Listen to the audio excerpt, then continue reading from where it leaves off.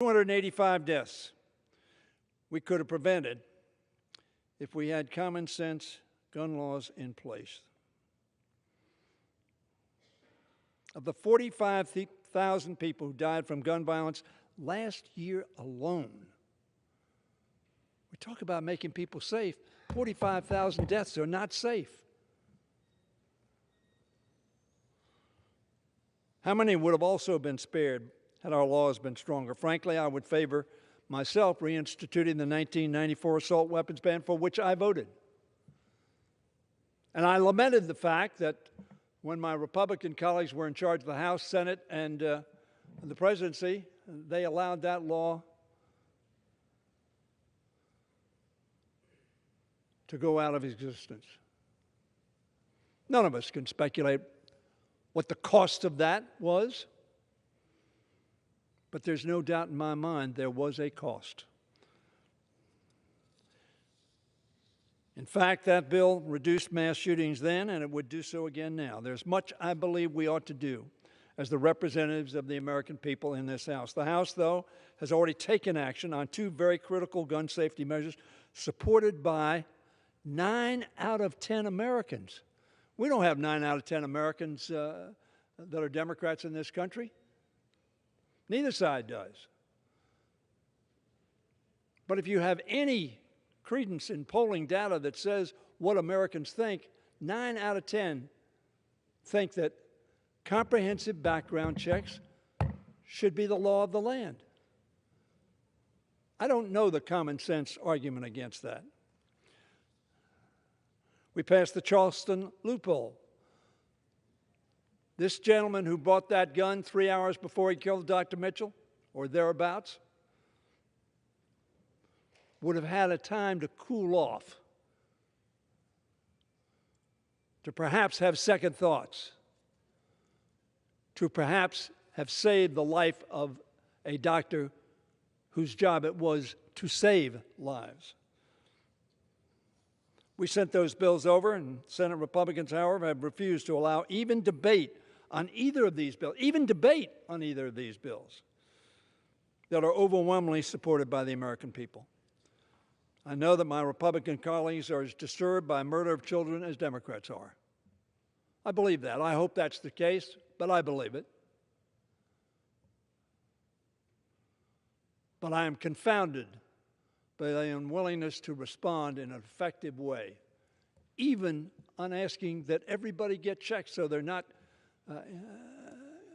criminally insane or a felon or an abuser or on the terrorist list. But no, comprehensive background checks just to see if somebody is a danger to themselves or others. I know that our colleagues across the aisle shed tears when their constituents die from gun violence, as we do. This should not be a Democratic or Republican issue, but an issue of our common humanity and our common sense. If we work together, we can achieve a safer America. We've seen promising signs from the Senate that a bipartisan agreement may be possible. I surely hope it is. But this House will not, should not wait to act. That's why we're voting on this Protect the Kids Act today. This legislation is, in my view, long overdue. I participated in a sit-in on this floor to try to galvanize the Congress. It didn't work. Sadly, it didn't work. To the disappointment of the American people, it didn't work. This comprehensive bill is the product of tireless efforts by many of our colleagues to address issues that contribute to our gun violence epidemic. I want to thank Robin Kelly and the Protecting Our Kids Act, that cracked down on gun traffickers who take guns where? Into the big cities and spread them around. Now, they sell them. They don't give them for free. But it's the traffickers that break the laws, not of Chicago, but perhaps don't break the laws of those where they bought multiple guns for those who can't buy guns. Similarly, Representative Cicilline and Espaillat pushed to include provisions that would regulate elusive ghost guns. Now, look, I chaired the Treasury Postal Committee that oversaw the Alcohol, Tobacco, and Firearms Division, and we couldn't even make sure that ordnance, bullets, could be traced because the NRA was opposed. Representative Titus ensured that it would be ban bump stocks, a weapon component that allowed a gunman to kill 60 people in Las Vegas in 2017 and wound hundreds more. Was he a hunter? Was he a sportsman? Additionally, this bill will restrict high-capacity magazines, which enable shooters to inflict maximum destruction in the minimum amount of time, thanks to language included by Representative Deutsch. Because of Chairwoman DeLauro, Chairwoman Jackson Lee, and Representative Slotkin, this bill also protects our kids from gun violence at home by implementing gun storage safety standards. Common sense, common purpose, protecting our kids. This act also includes Representative Anthony Brown's measure to raise the legal age for purchasing assault weapons and shotguns from 18 to 21. You can buy an AR-15, apparently, or some other multiple-shot, quick-shot weapon, but you can't buy a drink in many jurisdictions. Is that common sense? This legislation never would have come together without the leadership of Chairman Nadler. Thank you, Chairman, for your leadership. And I thank the committee for their work on this bill. Chairwoman Jackson Lee of the Subcommittee on Crime, Terrorism, and Homeland Security, Chairman Thompson of the Gun Violence Task Force. Thank you, Chairman Thompson. This bill, as well as additional legislation from Representatives McBath and Carbajal that will be considered subsequently on Thursday, takes major steps forward to make our communities and our children safer. Is it perfect? Will it stop all the kids? It won't. We know that. Is there a perfect answer? No. Is making schools safer bad? No. We support that. I don't know that we support making them into armed camps, as some would suggest, because I think that would make them less safe in many respects. So I urge all of my colleagues to put our country, our constituents, and our kids first. Let us rise above party and partisanship and special interests as we seek to do what is right, what is necessary, and what an overwhelming majority of the American people are looking to Congress to achieve. Isn't that what we're supposed to do, represent the people? I'm hopeful we can find a bipartisan path forward to enact long overdue reforms to make our communities safer from gun violence, because a bullet doesn't care about your race, your faith, your age, your orientation, or any other factor. And yes, people do care about those things and manifest it in the worst way possible. But they do it with an instrument that will allow them to kill a lot of people very quickly. The American people care what we do here today. The American people care that their Congress is doing everything possible to keep them safe, to keep our children safe. The American people care. Each of us today has a chance to show that we care. God's work on earth must truly be our own. Vote for this bill. Make our kids and communities and people safer. And I yield back. Gentleman from Ohio. Madam Speaker, we reserve. Gentleman reserves. Gentleman from New York. Madam Speaker, I now yield 1 minute to a member of the Judiciary Committee, the gentleman from New York, Mr. Jeffries. Gentleman's recognized for 1 minute.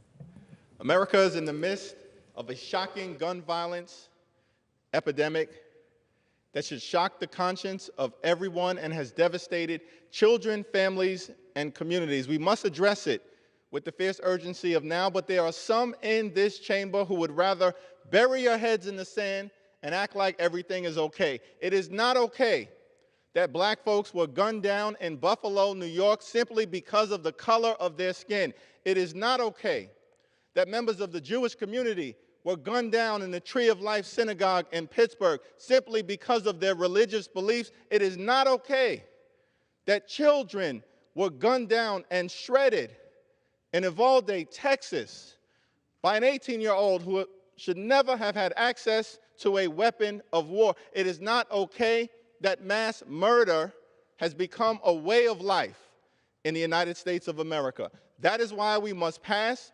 comprehensive gun violence prevention legislation, address this epidemic decisively, and allow America to be the best version of itself. Expired. Gentleman from Ohio. Thank you, Madam Speaker. I yield 4 minutes to the gentleman from Kentucky, Mr. Massey. Gentleman's recognized for 4 minutes. Today we're debating 6 gun control provisions in one. Why are there 6 bills in here? Because none of them work. But you can't take 6 bills that don't work and put them together and make one that does. It doesn't work that way.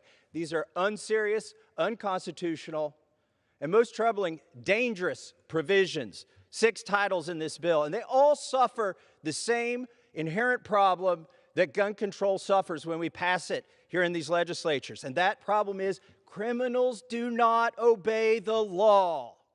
They're going to love some of these laws, though. Let's take, for instance, the so-called safe storage provisions in here. Home invaders are going to love the fact that Congress has now told you, you need to lock up your gun in your house. How are you going to defend yourself when your guns are locked up? This is dangerous. It's also unconstitutional. The Supreme Court already ruled in Heller that it's unconstitutional to require Dick Heller to keep his gun disassembled and unloaded in his house. That violates the Second Amendment. Think about the provision to raise the age to 21 to buy a long gun. That includes rifles and shotguns, not just a handgun, which is already impermissible. This is unconstitutional and it's immoral. Why is it immoral? Because we're telling 18, 19, and 20-year-olds to register for the draft. You can go die for your country. We expect you to defend us, but we're not going to give you the tools to defend yourself and your family. I offered an amendment in committee that would let the spouse of an somebody in the armed services serving overseas acquire the means of self-defense while her husband is serving overseas. Let her defend her and her children. Just because she's 18, 19, or 20 and her husband is serving, she shouldn't be defenseless. The Democrats voted it down in committee. I offered an amendment to say that we won't treat domestic violence victims as gun traffickers if they happen to get a gun from a neighbor instead of getting it from the gun store. Every Democrat but one voted against protecting domestic violence victims. Let me give you one that's not a hypothetical. My dear friend Nikki Gosser, who worked in my congressional office, watched her husband murdered in front of her in a gun-free zone because she followed the law. She had a licensed registered firearm, and in a moment she regrets to this day she left it in her car because she knew the law said not to bring it in there, but her stalker knew she wasn't going to have a gun. Her stalker murdered her husband in front of her. Criminals don't follow the law. So let's do the one serious thing we could do. Why must children keep dying? Let's quit advertising our schools as soft targets. Let's quit saying that these are gun-free zones and that these kids are sitting ducks. In 1990, Congress did another knee-jerk reaction that has cost more lives than it's saved. It's called the 1990 Gun-Free School Zone Act. Fortunately, some states and school districts have had the wisdom to override this provision. And guess what? We don't have to guess. Does hardening our schools work? Does letting trained teachers and professional staff carry, does it protect children? We know it does, because in every single school district, every school that has allowed them to carry, there hasn't just been no mass shootings, there hasn't been a single shooting. Why? Because these insane individuals, they seek one thing. They seek some twisted version of glory which involves a body count. And they know they will not achieve that if they walk into that school and the first thing they see when they whip out their gun is a staff member who is armed and trained, and they die unceremoniously. That's what they deserve. Put 3 of those on the news, and you could stop this. So we should quit advertising our schools, quit making that the federal default, that they are sitting ducks. Gentleman's time's I urge my colleagues Gentleman's to vote time's against expired. these 6 provisions and Gentleman yield back the from New balance York. of my time. Madam Speaker, I now yield 2 minutes to a member of the Judiciary Committee, the distinguished gentleman from Rhode Island, Mr. Cicilline. Gentleman's recognized for 2 minutes. Madam Speaker, almost 6 years ago, I sat down right here on this floor with the late, great John Lewis and so many colleagues to protest the Republicans' unwillingness to take up gun safety legislation after the Orlando shooting at the Pulse nightclub. We promised to the American people that if we were given the majority, we would deliver on gun safety legislation. Last year, we passed bills for expanded criminal background checks and to close the Charleston loophole to ensure criminals can't buy firearms. And today, we'll pass groundbreaking legislation to address gun violence and the epidemic of gun violence in our country. Gun violence is the crisis of this generation. There isn't a person or a community in this country that isn't affected by gun violence. It doesn't matter if you're rich or poor, in a city or suburb, young or old. We are all a text message away from this happening to any one of us. In the last 159 days alone, we've had more than 240 mass shootings in this country, almost 19,000 dead from guns, and 27 school shootings. Children killed in Uvalde, Parkland, San Diego, and many more places across the country. Enough is enough. It's time to do something. Every minute we wait, every minute we fail to act, we sentence more Americans and more children to death by guns in this country. The Protect Our Kids Act is a smart, common sense package that will save lives. I urge my colleagues to take this first step with us. Help reduce gun violence in this country.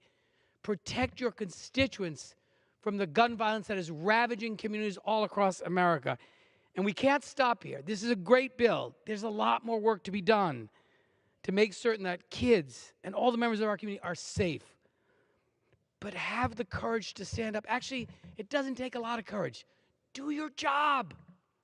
Protect your constituents from these horrific, horrific acts of gun violence. Vote yes on this legislation. And with that, Madam Speaker, I yield back.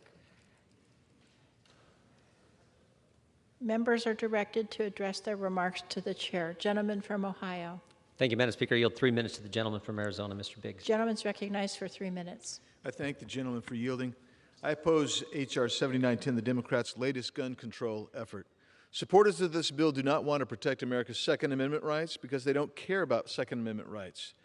Instead of addressing the societal issues that have been caused by decades of progressive left-wing policies that have assaulted the American family and American society, they want to ban guns. They ignore the fact that many of the cities with the most restrictive gun control laws also have the highest levels of crime. They simply do not acknowledge that they don't believe in the Second Amendment. But let's talk about what Republicans have proposed, because Republicans have proposed many efforts. You just heard from Mr. Massey, one of his. But here's what you don't hear. I listened very carefully to the majority leader. He was enumerating through polls. But guess what? The majority of Americans believe schools would be safer if teachers were given options to carry a firearm. That comes from The Economist, the latest Economist poll last week. A similar Rasmussen poll, 62% are safer with an armed guard. Utah allows teachers to carry a concealed weapon. They not only have not had a mass shooting, they've never had a shooting since that law's been in place. Justice Scalia said in his Heller opinion that the very text of the Second Amendment implicitly recognizes the preexistence of the right, the Second Amendment right, and declares only that it shall not be infringed. This is not a right granted by the Constitution. Neither is it in any manner dependent upon that instrument for its existence. The Second Amendment simply declares that it shall not be infringed, but that's exactly what your bills do. The Republicans have also said, let's harden the schools. Look, you've got $122 billion that you gave in relief, COVID relief to K-12. More than 90% of it remains unused. And you say, well, that we don't want to talk about doors. What do?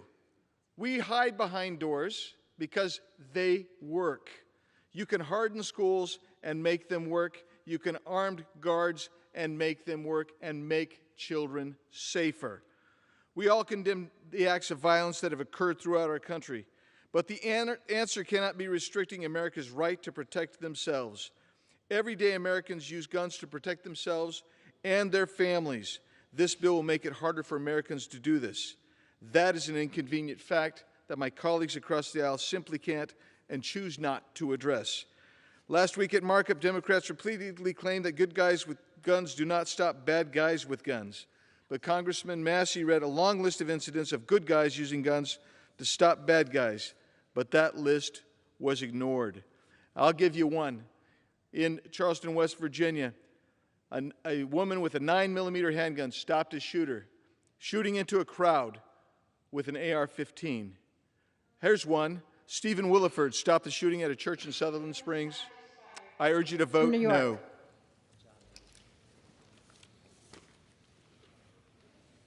Gentleman from New York. Madam Speaker, I now yield 1 minute to a member of the Judiciary Committee, the distinguished gentleman from California, Mr. Liu. Gentleman's recognized for 1 minute.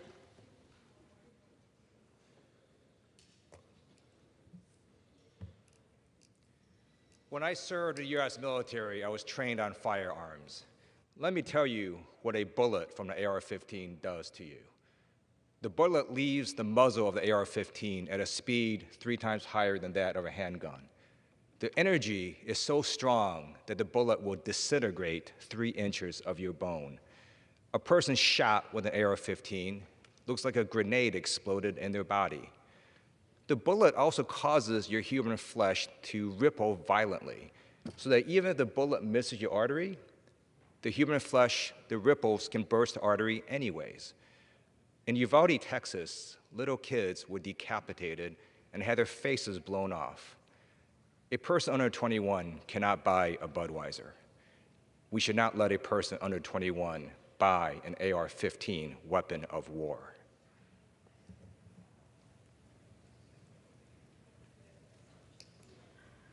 Gentleman from Ohio. Madam Chair, we reserve. Gentleman from New York.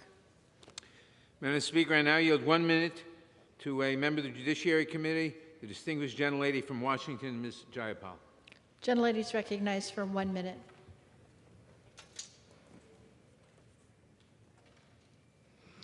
Madam Speaker, the Protecting Our Kids Act is about saying no more to mass shootings. No more to children murdered in schools. No more to black people murdered at the grocery store. No more to doctors being murdered in hospitals. No more to losing our children, our fathers, mothers, siblings, and friends in this uniquely American epidemic of gun violence. The families who have lost loved ones know that these deaths are not inevitable. We need to act now. This bill has simple but effective solutions. Raise the minimum age to 21 to buy a semi-automatic rifle. Prohibit gun trafficking and high-capacity magazines. Require safe storage and crack down on ghost guns and bump stocks. Had these protections been enacted in 1999, they would have stopped at least 35 recent mass shootings and saved over 400 lives. Today, we can choose to mean it when we say never again. Vote yes, save lives, save children, save our communities. Time's expired. Gentleman from Ohio. We reserve. Gentleman from New York. Madam Speaker, I now yield 1 minute to a member of the Judiciary Committee, the distinguished gentlelady from Florida, Ms. Demings. Gentlelady's recognized for 1 minute. Madam Speaker, as a police chief, I was expected to get things done, to do everything within my power to keep people safe. Offering thoughts and prayers is fine. My grandchildren do that. But if that was all I did as a police chief after mass shootings, no one would have let me get away with that. Well, there is an expectation for Congress, too, to do more. Madam Speaker, what is painfully wrong with this tragic moment in our history are the people who want the power of the position, but not really the responsibility. Congress failed that little girl who could only be identified by her green tennis shoes. Congress failed the loved ones in Buffalo, at the Pulse nightclub, and Newtown. After the Parkland shooting in Florida, Republican legislators helped pass red flag laws and other meaningful legislation to keep guns out of the hands of dangerous people. Will we do something? Haven't we had enough? Or is it just too scary to do the right thing? Madam Speaker, I yield back. Gentleman from Ohio. We reserve. Gentleman from New York. Madam Speaker, I yield 1 minute to a member of the Judiciary Committee, the distinguished gentleman from California, Mr. Correa. Gentleman's recognized for 1 minute. Madam Speaker, I rise in strong support of the Protecting Our Kids Act. Over the last 20 years, we've lost thousands of lives to mass shootings. Gun violence is now the leading cause of the death of children in America. Let me repeat, gun violence is now the top cause of deaths of children in America. This legislation is not perfect, but if we can save 1, 2, 3 lives by passing this legislation, then it is worth our effort. It is our obligation to pass this legislation. Our thoughts and prayers are not enough. We have to act and act now. And I call my colleagues to join us in voting in favor of protecting our kids. Thank you, and I yield. Gentleman from Ohio. We reserve. Gentleman from New York. Madam Speaker, I now yield 1 minute to a member of the Judiciary Committee, the distinguished gentlelady from Texas, Ms. Garcia. Gentlelady is recognized for 1 minute. Madam Speaker, I rise today in strong support of H.R. 7910, the Protect Our Kids Act, and H.R. 2377, the Federal Extreme Risk Act. In Texas, our souls are crushed and our hearts are still broken. We stand in solidarity with our friends and neighbors in Uvalde and communities across the nation mourning the lives of those who have lost their lives to gun violence.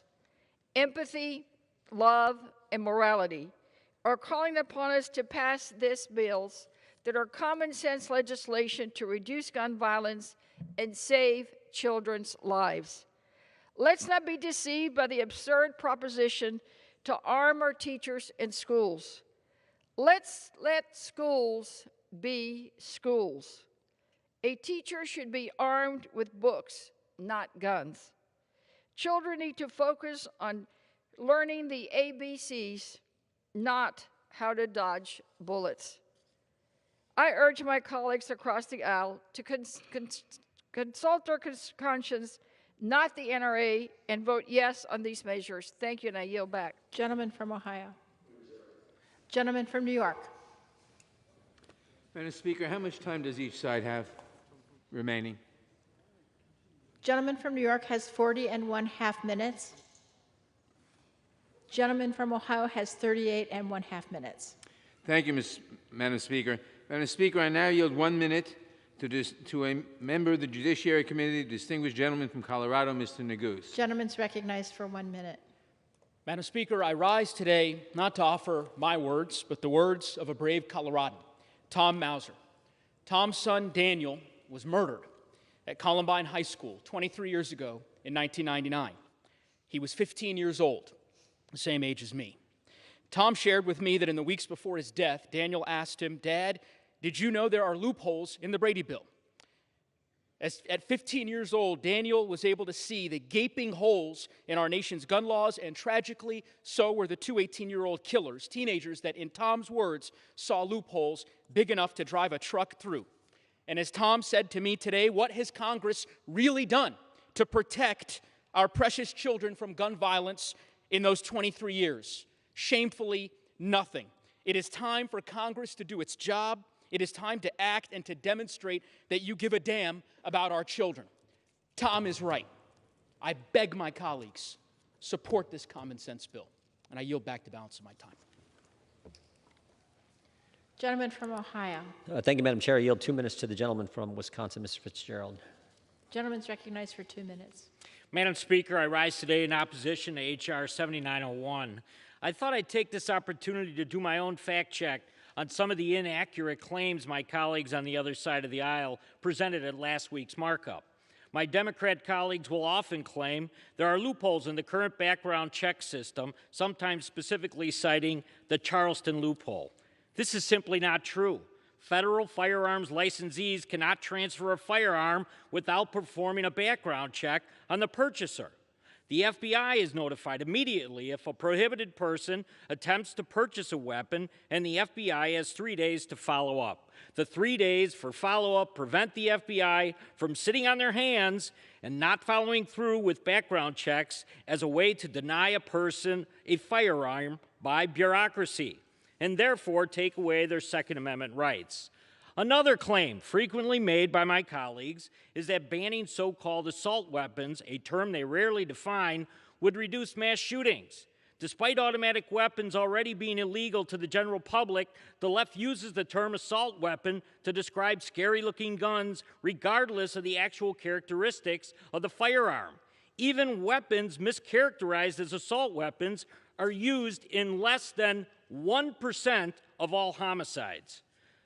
Many of my colleagues claim mandating so-called safe storage of firearms is a common-sense approach to reducing gun violence. Not only does a requirement to keep a firearm within the home unloaded or locked up not comply with the Supreme Court precedent, it is also puts them at a disadvantage.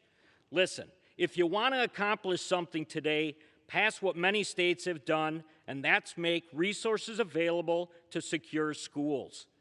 $100 million in over 1,300 Wisconsin schools have removed themselves from the list of the most vulnerable with state dollars. Let's do that today and really accomplish something. Gentleman from New York. Madam Speaker, I now yield 1 minute to the Vice Chair of the Judiciary Committee, the distinguished gentlelady from Pennsylvania, Ms. Dean. Gentlelady is recognized for 1 minute. Thank you, Madam Speaker, and thank you, Mr. Chair. You know, it is said that a civilized society that can no longer feel outrage can no longer be civilized. 10 people slaughtered in their grocery store. 19 children and 2 teachers massacred in their school, only to have parents who had dropped their children off in the morning wait in some horror line to offer DNA samples. At least 15 people murdered in mass shootings just this weekend, including in my home city, Philadelphia. Outrage. We must feel the outrage. Do these tragedies from guns in the hands of bad actors sound like the well-regulated militia explicitly mentioned in the Second Amendment? Of course not. It's outrageous. We want to save our children. We want to save our babies. We want to save our families, the elderly who live in constant fear. And yet, did you hear, Madam Speaker, the argument on the other side of the aisle? A God-given right for an 18-year-old to slaughter children in a school? Enough is enough. Time's expired. Thank you, Madam Speaker. Gentleman from Ohio. Gentleman from New York. Madam Speaker, I now yield 1 minute to a member of the Judiciary Committee who knows the tragic violence of gun violence personally, Ms. McBath of Georgia. Gentlelady is recognized for 1 minute. Thank you, Madam Speaker, and thank you, Chairman Nadler. I rise today in support of Protecting Our Kids Act, a chance for us to keep our families healthy and whole and safe.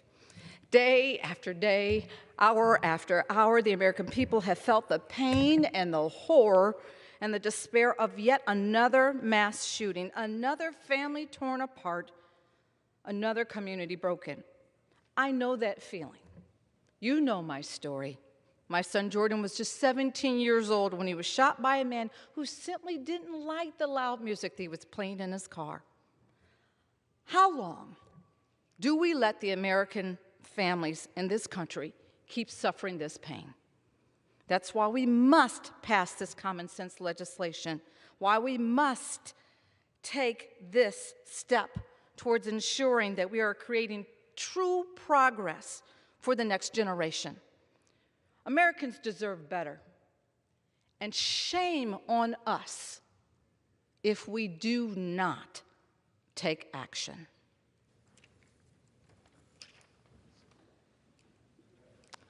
Gentleman from Ohio.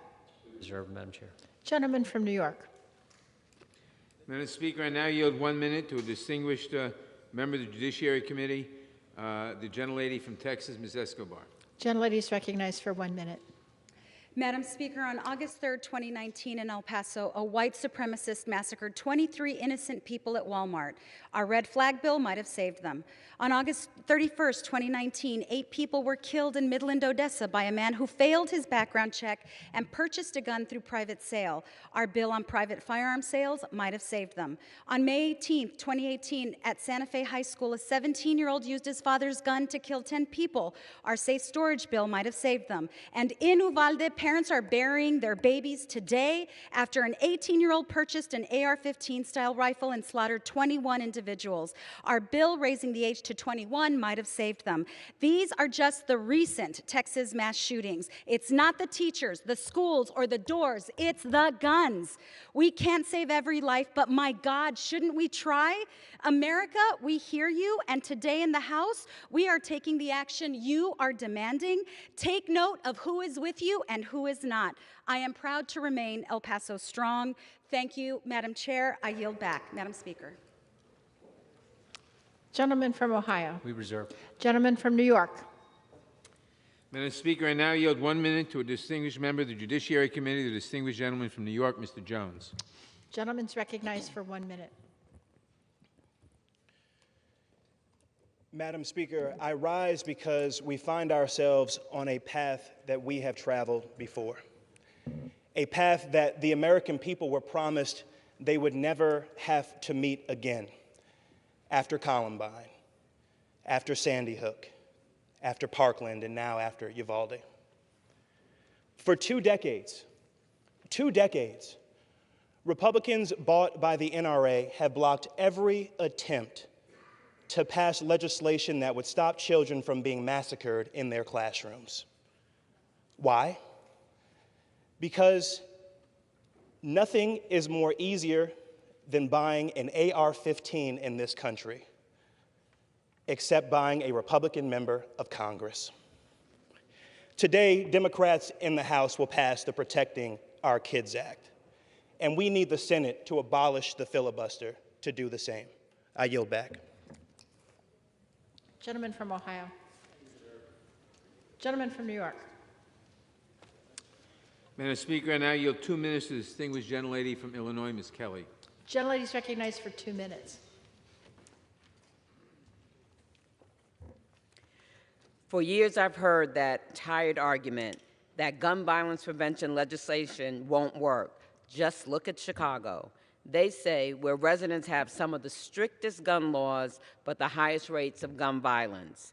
The reason for that is simple: gun trafficking. More than 60% of guns used in crimes in Chicago come from out of state, and we're not the only city where this happens. According to the ATF, from just 2016 to 2020, 1/3 of the more than 1.3 million crime guns recovered and traced by law enforcement were brought in across state lines. These guns are purchased in states with lax laws, trafficked across state lines, and then sold to people in our state who we know should not have a gun. In Illinois, we're doing everything we can to protect our residents. Our neighbors are failing us. That's why I introduced the Prevent Gun Trafficking Act, and why I'm so glad this solution is included in the Protecting Our Kids Act. This is a simple, common sense solution. Making straw purchasing a federal crime will help stop the flow of guns into our communities from out of state. Most importantly, it will save lives. Stopping gun trafficking and straw purchasing is just one step we can take to eliminate gun violence. The Protecting Our Kids Act is a smart, broad approach to a complex issue. Passing this bill is the next step forward in saving children, and we cannot wait. I urge my colleagues to support this bill. I yield back. Gentleman from Ohio. We reserve. Gentleman from New York. Madam Speaker, I now yield 2 minutes to the distinguished Chairman of the Appropriations Committee, the gentlelady from Connecticut, Ms. DeLauro. Gentlelady is recognized for 2 minutes.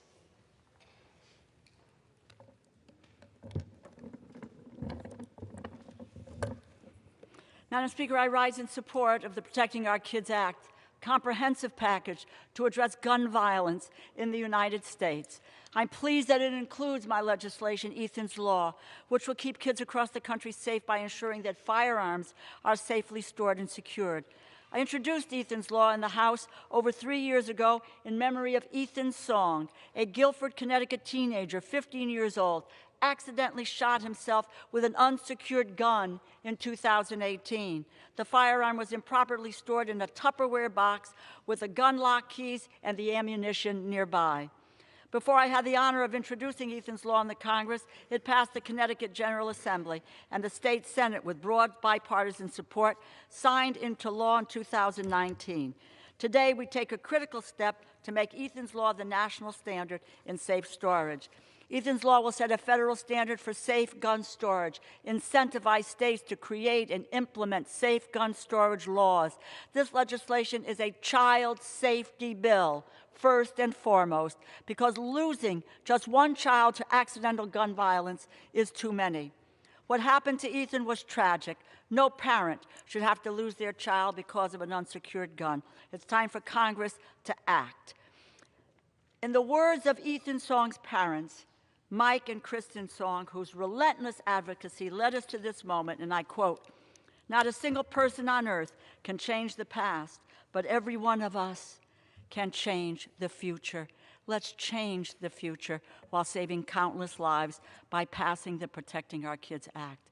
When Kristen Song found out that Ethan's Law was included in the Protecting Our Kids Act, she said that the first person she wanted to tell was Ethan, her beautiful boy that she has fearlessly fought for since the day she was forced to watch him be lowered into the ground. Upon hearing the news, she immediately drove to the cemetery, and she ran across it yelling, and I quote, "Ethan, we did it. Your life-saving legislation will be heard. It will get a vote. I'm voting in favor of this legislation. I urge my colleagues to do the same. We love you, Ethan, and I yield back." Gentleman from Ohio. 4 minutes to the gentleman from California, Mr. McClintock. Gentleman's recognized for 4 minutes. Thank you, Madam Speaker. This is called the Protecting Our Kids Act, but sadly, it does no such thing. The one thing that we could do immediately to protect our kids is the one thing that the Democrats refuse even to consider. We think nothing of it when we see an armed guard at a bank. Well, they're there for one purpose, to stop anyone who's trying to steal our money. And yet, when we suggest that we should use the same force and resolve to stop someone from killing our children, the left goes berserk. I simply do not understand such a screwed-up value system as that. President Biden's press secretary says that hardening our schools is not something he supports. Now, think about that. The most heavily guarded person in the world, in the most hardened fortress in the country, is telling us that we cannot protect our children in our schools as seriously as we protect our money in our banks. Of course, hardening the schools works. Listen to the sick mind that produced the massacre in Buffalo. He wrote, and I quote, "Attacking in a weapon-restricted area may decrease the chance of civilian backlash. Schools, courts, or areas where CCW are outlawed or prohibited may be good areas of attack. Areas where CCW permits are low may also fit in this category. Areas with strict gun control laws are also great places of attack," unquote. That's the Buffalo shooter. Criminals understand that, even if the Democrats in this House do not. In committee, I offered an amendment to require schools receiving federal security funds to have at least one armed guard on every campus and to allow school officials who've met the requirements of their state to carry a concealed weapon to have it on campus to protect their students if they want to. This is something that can be implemented immediately and that could well have stopped the massacre at Uvalde. It doesn't depend on criminals obeying the law as this bill does. It doesn't depend on someday maybe reducing possibly the 400 million firearms in this country. It doesn't make self-defense harder for honest and decent people. In fact, it makes self-defense easier for honest and decent people. It would make future attacks on our schools much less likely to succeed and infinitely more dangerous to those contemplating such an act. Yet the Democrats refused even to consider it. We know how to reduce gun violence, harden our schools, and protect our children with the same seriousness as we protect our money. Prosecute gun criminals. Send them to prison for the rest of their lives. Execute murderers. Confine the dangerously mentally ill so that we can treat them. Stop letting terrorists into the country across our southern border. Yet woke district attorneys often refuse to prosecute gun criminals, or they quickly drop gun charges to reduce their sentences. The Democrats have all but abolished the death penalty. They've released dangerous criminals from our prisons, released dangerous criminal illegal aliens into our communities, flooded our streets with the dangerously mentally ill, and turned a blind eye as terrorists come across the border that they've left wide open. And then they wonder why we're plagued with violent criminals. Now, maybe it's time to get serious about removing criminals from our streets and to fortify our schools. That's something we could do today that will have an immediate effect today. Protecting Our Kids Act. It does no such thing. It is a tale told by an idiot full of sound and fury, signifying nothing. I yield back. Gentleman from New York. Madam Speaker, I now yield 2 minutes to the distinguished gentleman from Maryland, Mr. Brown. Gentleman's recognized for 2 minutes. Thank you, Madam Speaker. Again and again, we hear a common refrain when a mass shooting happens. A young man, typically under the age of 21, legally purchases a semi-automatic rifle and murders innocent people. We saw this in Uvalde, we saw this in Buffalo, we saw this in Indianapolis in 2021 and in Parkland in 2019. In fact, 6 of the 9 deadliest mass shootings since 2018 were by young men who should never have been allowed to purchase these weapons in the first place. Right now, you must be 21 in this country to buy a handgun, but only need to be 18 years old to buy a semi-automatic rifle capable of committing unspeakable tragedies. I served in the military. I trained with these weapons. I know what they can do. These weapons of war have no place in our neighborhoods, let alone in the hands of an untrained 18-year-old boy. The answer is simple. Raise the age needed to purchase these weapons to 21 in line with the age to purchase handguns. We have bipartisan support for this. Democrats, Republicans, gun safety advocates, law-abiding citizens, and responsible gun owners, teachers, and veterans, because it's common sense. Shooting after shooting, we ask ourselves, what more could we have done? We debate whether one action could have saved the lives of those children, those mothers, fathers, grandmothers, and neighbors. I'm done with that. It's time for action. Raising the age to buy these weapons won't solve our nation's gun violence epidemic overnight. But if we can make it just a little harder for someone to get their hands on these deadly weapons, if we can save just one life or one community from this carnage and grief, it'll be worth it. I urge my colleagues to support this legislation, raise the age to buy these deadly weapons. Enough is enough. Thank you, and I yield back. Gentleman from Ohio. Thank you, Madam Chair. Madam Speaker, I yield a minute and a half to the gentleman from Michigan, Mr. Walberg. Gentleman's recognized for a minute and a half. Thank you, Madam Speaker. The despicable violence that took place in Uvalde and other places was horrific, and we mourn the loss of innocent life. The thought of losing my 4th grade grandson in this way shakes me to the core. There are steps we can take to prevent tragedies from occurring without endangering and infringing upon the rights of law-abiding citizens. I will not support legislation taking away the Second Amendment rights of my constituents. We must focus on root causes of violent crimes and many cultural issues plaguing our society. As a nation, we face a severe mental health crisis, fatherless homes, breakdown of families, glorification of violence that permeates our culture at every level, even to the devaluation of 63 million innocent babies' lives taken in the last 50 years. It must all be all hands on deck in our homes, in our schools, our churches, to address the foundational issues that keep our kids and communities safe. Let's not just do something. Harden our schools. Tackle them with real solutions. Oppose this legislation and do the right thing to save innocent lives. I yield back. Gentleman from New York. Madam Speaker, I now yield 2 minutes to the distinguished gentleman from Rhode Island, Mr. Langevin. Gentleman's recognized for 2 minutes. Madam Speaker, I rise today to plead with my colleagues to support H.R. 7910, the Protect Our Kids Act. We gather just days after an 18-year-old mowed down 19 school children and 2 of their teachers with an AR-15.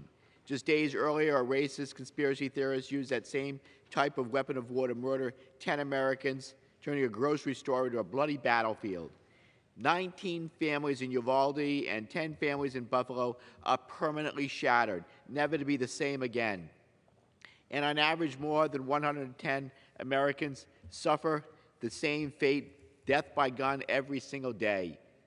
Madam Speaker, no one has to tell me that I don't know what I'm talking about when it comes to damage that guns can do. 42 years ago, I was a 16-year-old police cadet when a gun misfired, severing my spinal cord and changing my life forever. Of course, we'll never be able to stop every single gun injury or death, but we have the power to act, to pass common sense gun safety laws and reduce the preventable heartbreak experienced by far too many families in this country. We must get illegal guns off our streets. We must pass red flag laws to keep guns out of the wrong hands. We must raise the minimum age to buy a semi-automatic assault weapon to 21, and we can. These are common sense policies backed by broad bipartisan majorities of Americans. But instead, some of my colleagues have the audacity to suggest that we turn our schools into armed fortresses. What's next? Armed churches? Armed movie theaters? Is this the country you want to leave to your children and grandchildren? I certainly don't. Madam Speaker, guns are now the leading cause of death for children in this country. No other developed country on earth would ever tolerate this level of gun violence, and we shouldn't either. Those children in Uvalde deserve to grow up. The victims of Buffalo deserve to return home safe. And the 40,000 Americans who die from guns every year deserve to live. The American people are counting on us to deliver change. I pray that we won't let them down. I yield back. Gentleman from Ohio. Thank you, Madam Speaker. I yield 3 minutes to the gentleman from Utah, Mr. Owens. Gentleman's recognized for 3 minutes. Thank you. Madam Speaker, I rise in opposition to H.R. 7910. The violence that occurred in Uvalde, Texas was horrific. As we consider the pain these families are experiencing, we can do more now. Let's focus today on like a laser beam on protecting our precious children. My friends on the other side of the aisle want us to vote on a hasty, partisan, and overreaching package of bills that developed in the middle of the night without any Republican input. The legislation we are considering today is clearly designed to strip law-abiding Americans of their constitutional rights. In a town hall meeting last summer, President Biden himself said he'd like to ban the sales of handguns and rifles, full stop. No wonder law-abiding Americans see this legislation as central federal overreach. History has taught us some great lessons. One is that liberty once lost is lost forever. I grew up in the Deep South, where for a time, black Americans were unable to defend themselves. After the Civil War, Democrat black laws and Jim Crow laws prohibited people of color from owning firearms.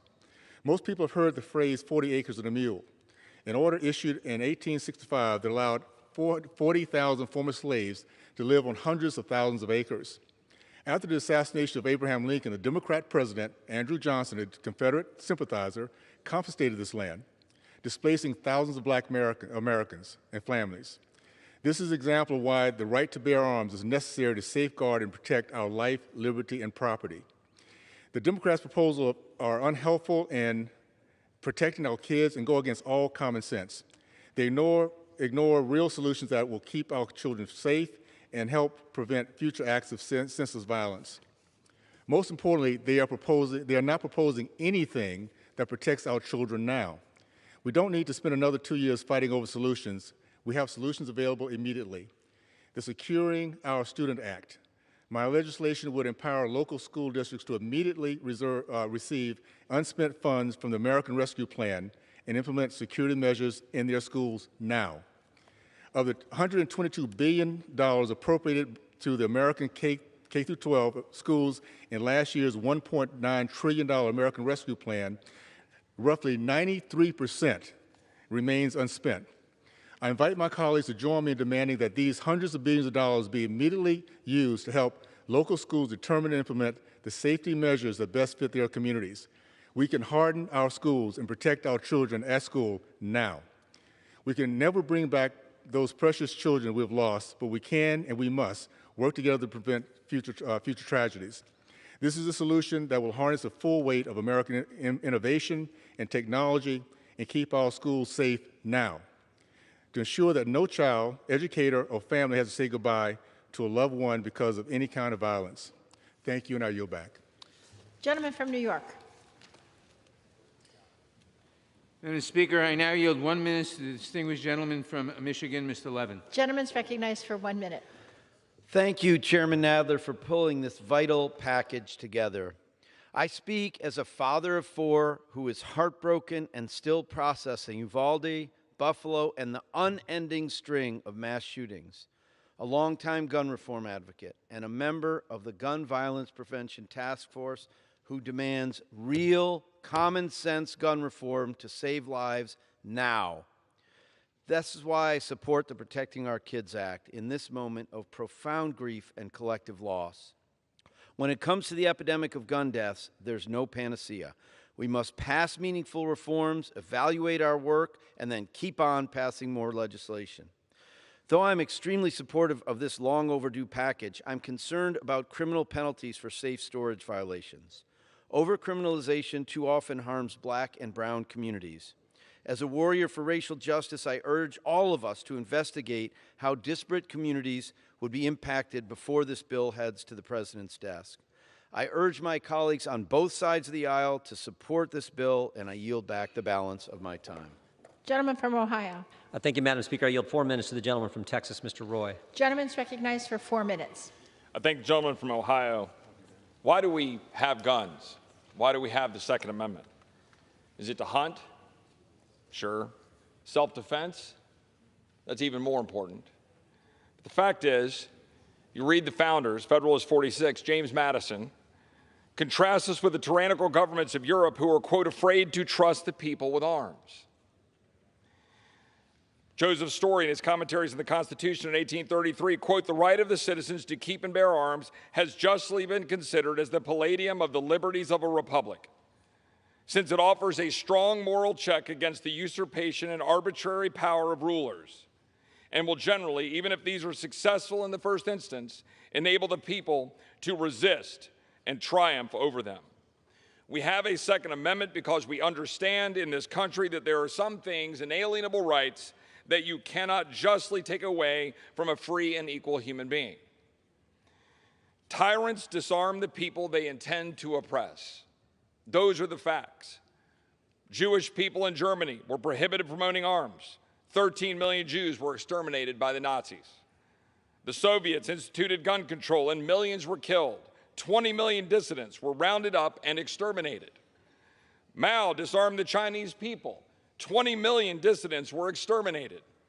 In Cambodia, the Khmer Rouge were able to take advantage of the fact that limited gun ownership to just hunters and killed 1.5 million to 3 million Cambodians. Turkey disarmed Armenians and 1.5 million Armenians were killed in the Armenian genocide.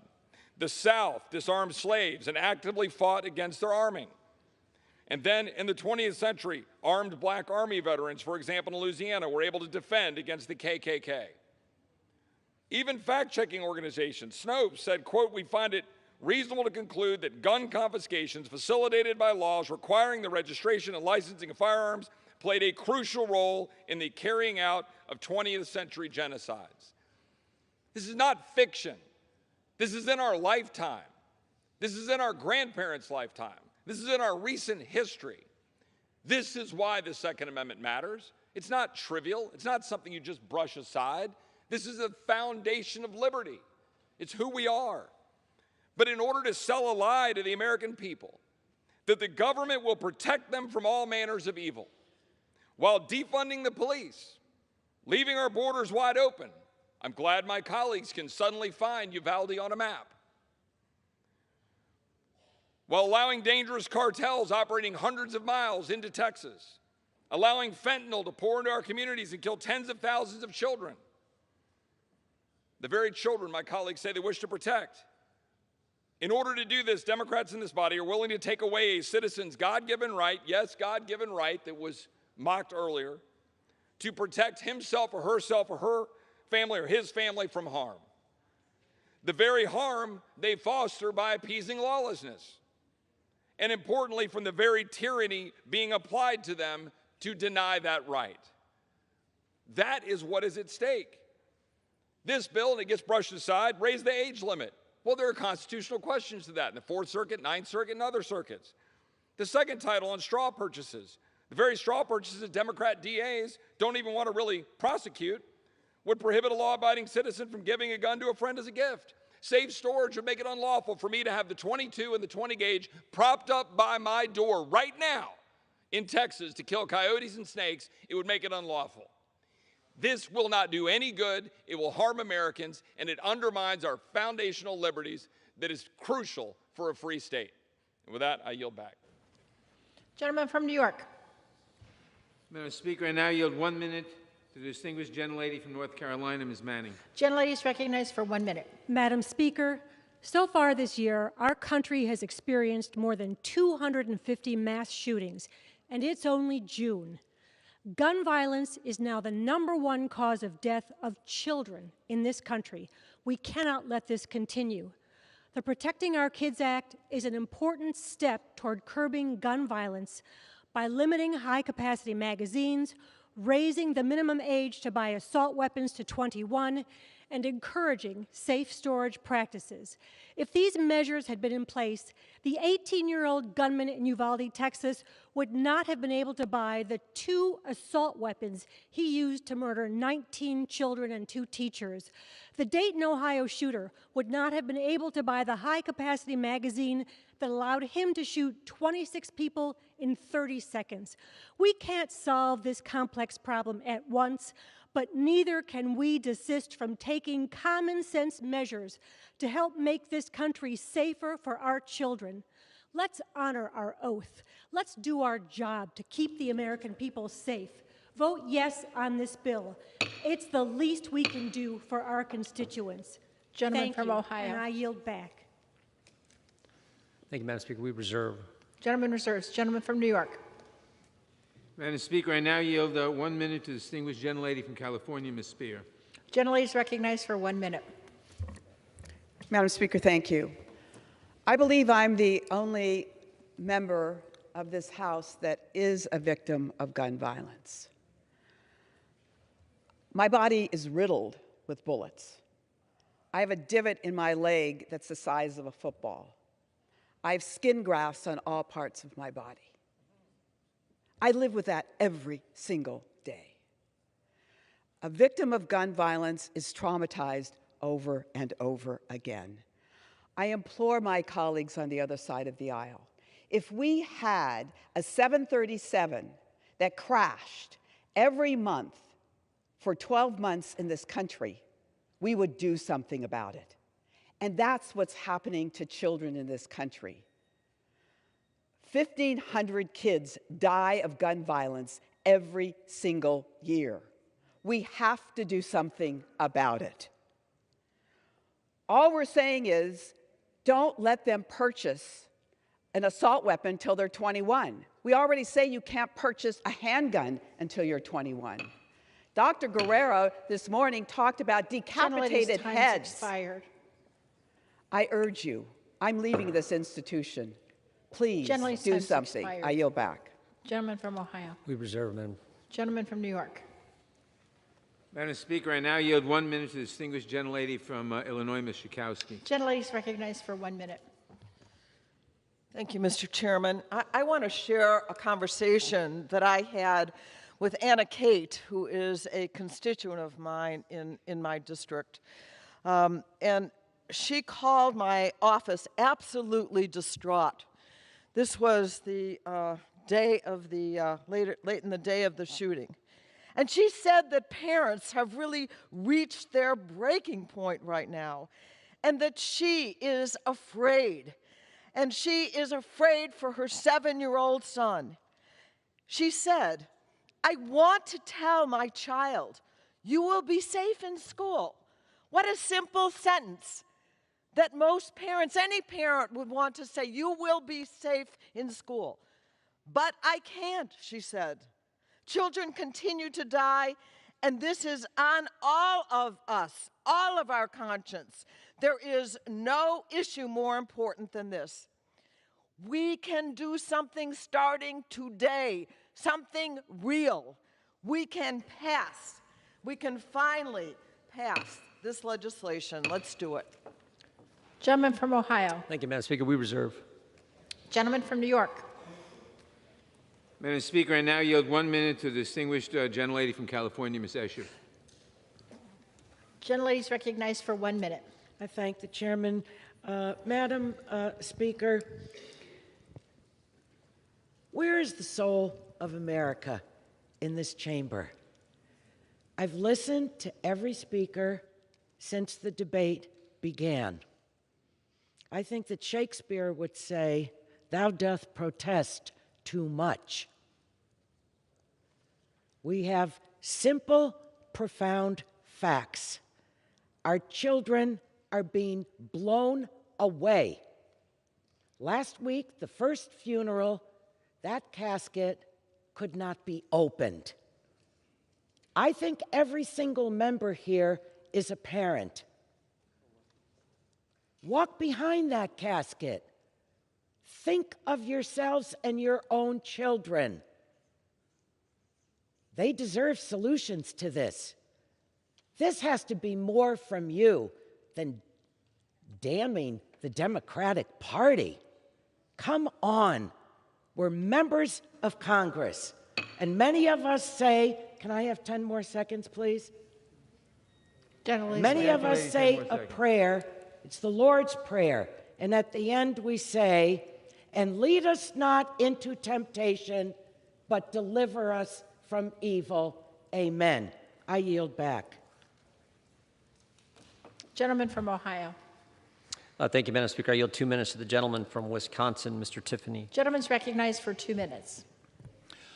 Not one word from our colleagues when it comes to the crime waves in cities like Chicago, Los Angeles, Milwaukee, Minneapolis, New York, San Francisco, and Philadelphia.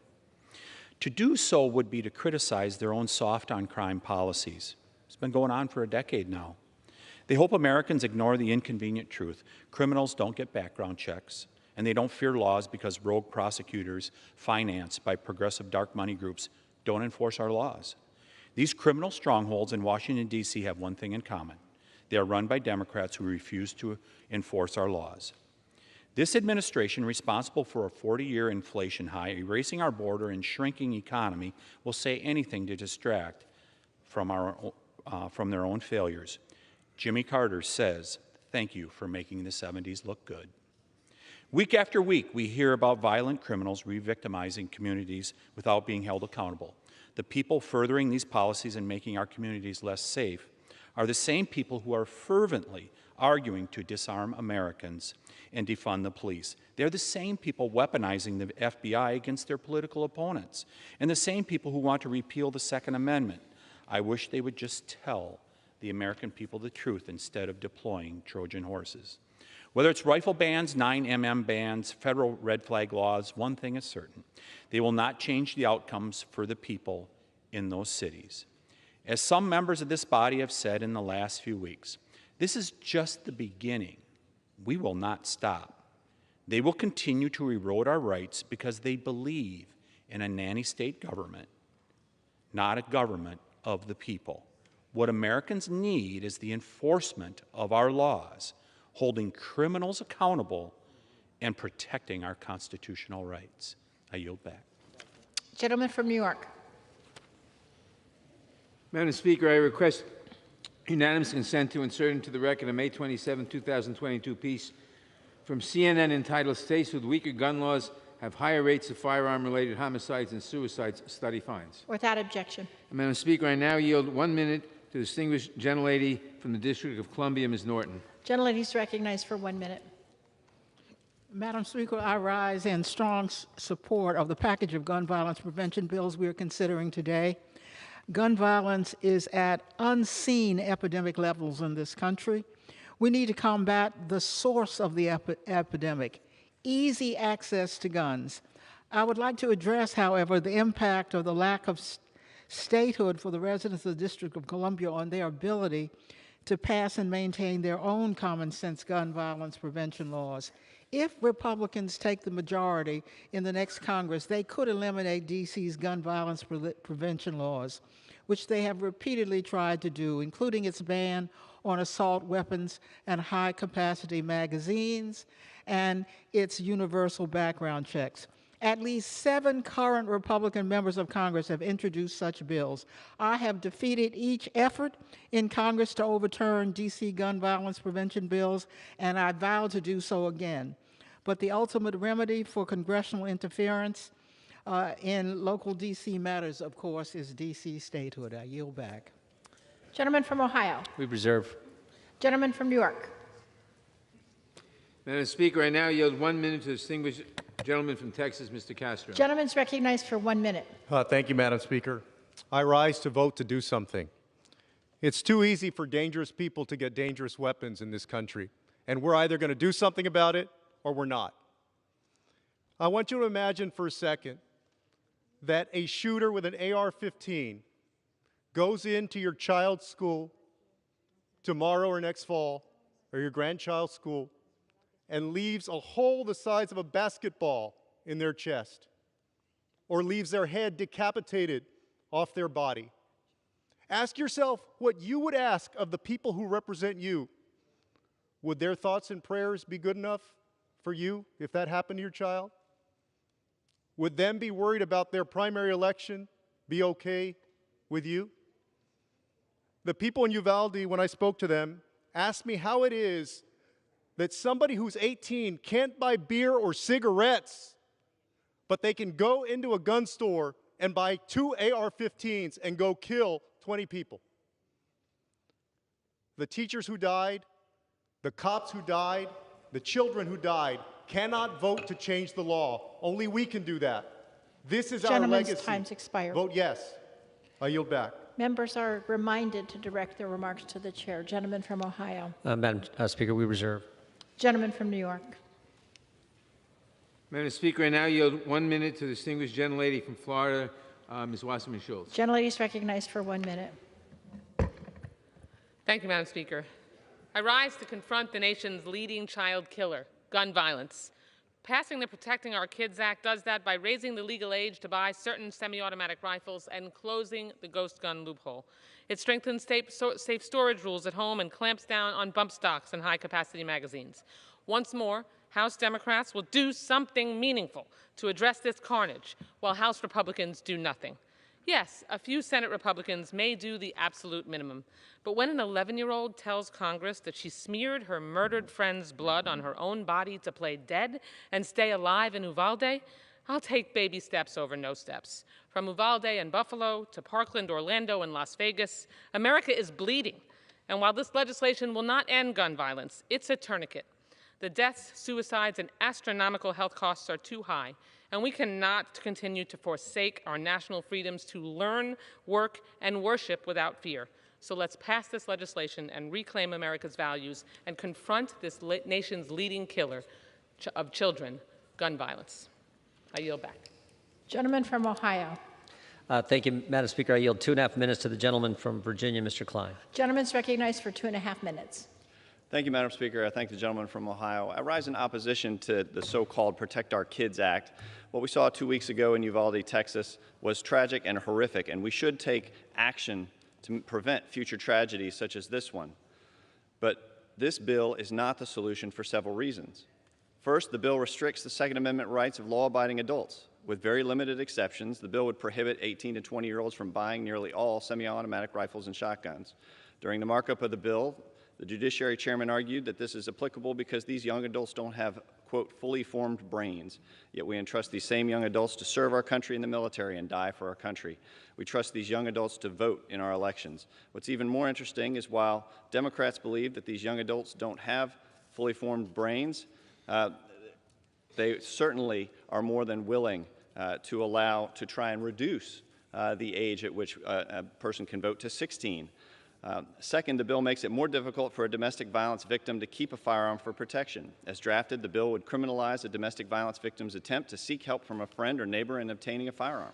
The safe storage requirements of the bill make it harder for people to access a firearm in an emergency by mandating a one-size-fits-all approach for firearm storage. And finally, the bill's limits on magazine capacity will essentially ban many common firearms, some of which may accommodate between 15 and 30 rounds of ammunition. Overall, the bill is an attempt to restrict the constitutional rights of law-abiding citizens while ignoring the broader problems of why these tragedies are happening. Let's talk about school resource officers in our schools. Let's talk about fortifying school buildings. Let's talk about ending the dangerous mirage of gun-free zones. And yes, let's talk about mental health.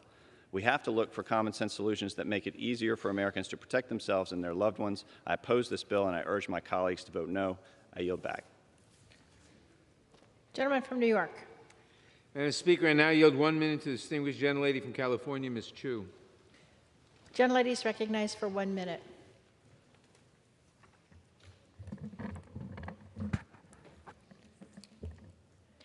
We cannot let America be like this. Children shouldn't be texting their family goodbye as they lay barricaded behind desks. Parents shouldn't dread having to drop a child off to school, wondering if this is a death sentence. And a grandmother shouldn't have to fear being murdered as she goes into a grocery store to get dinner.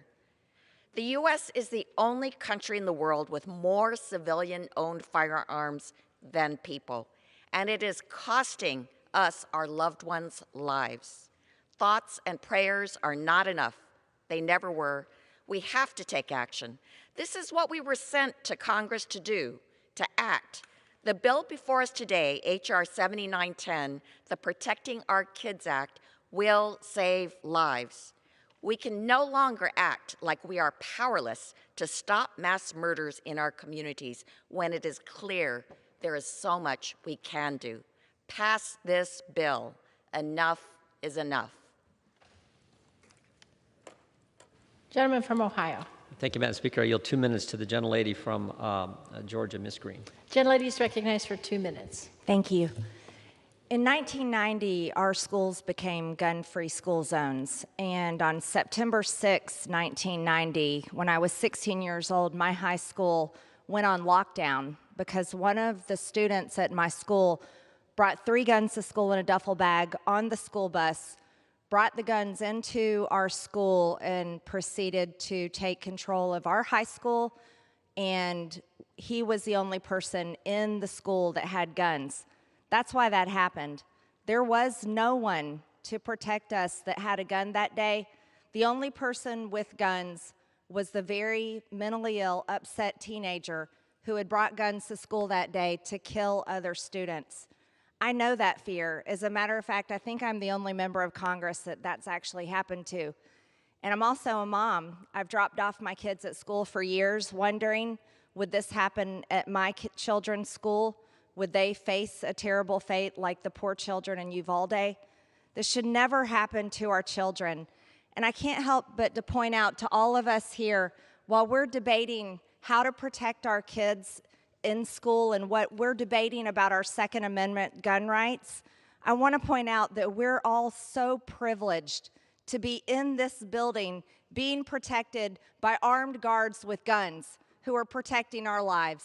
And I find it shocking to me that this body of Congress won't do the same thing for children all over America in schools, because we know one thing works.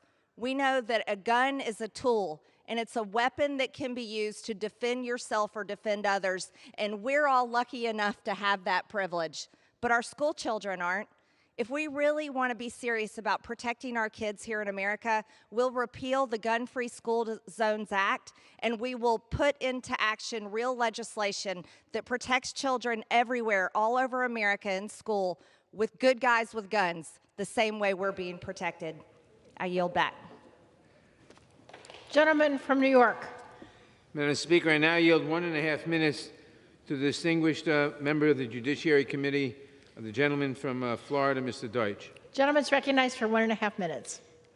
Thank you, Madam Speaker. I'm disappointed in the way that our colleagues are so cavalierly avoiding the facts. These common sense measures, when we passed them, had we passed them before, could have saved over 400 people killed in mass shootings since Columbine. I'm disappointed in the cavalier mischaracterization of jurisprudence. Justice Scalia said that the right secured by the Second Amendment is not unlimited.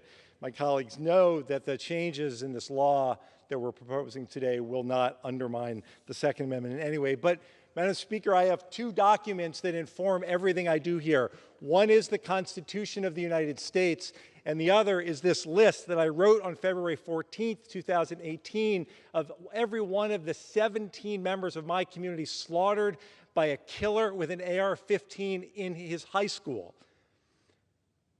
We've heard a lot about foundational rights, foundational liberties, as if the Second Amendment is it's the sum total of the Constitution. Madam Speaker, the First Amendment matters as well.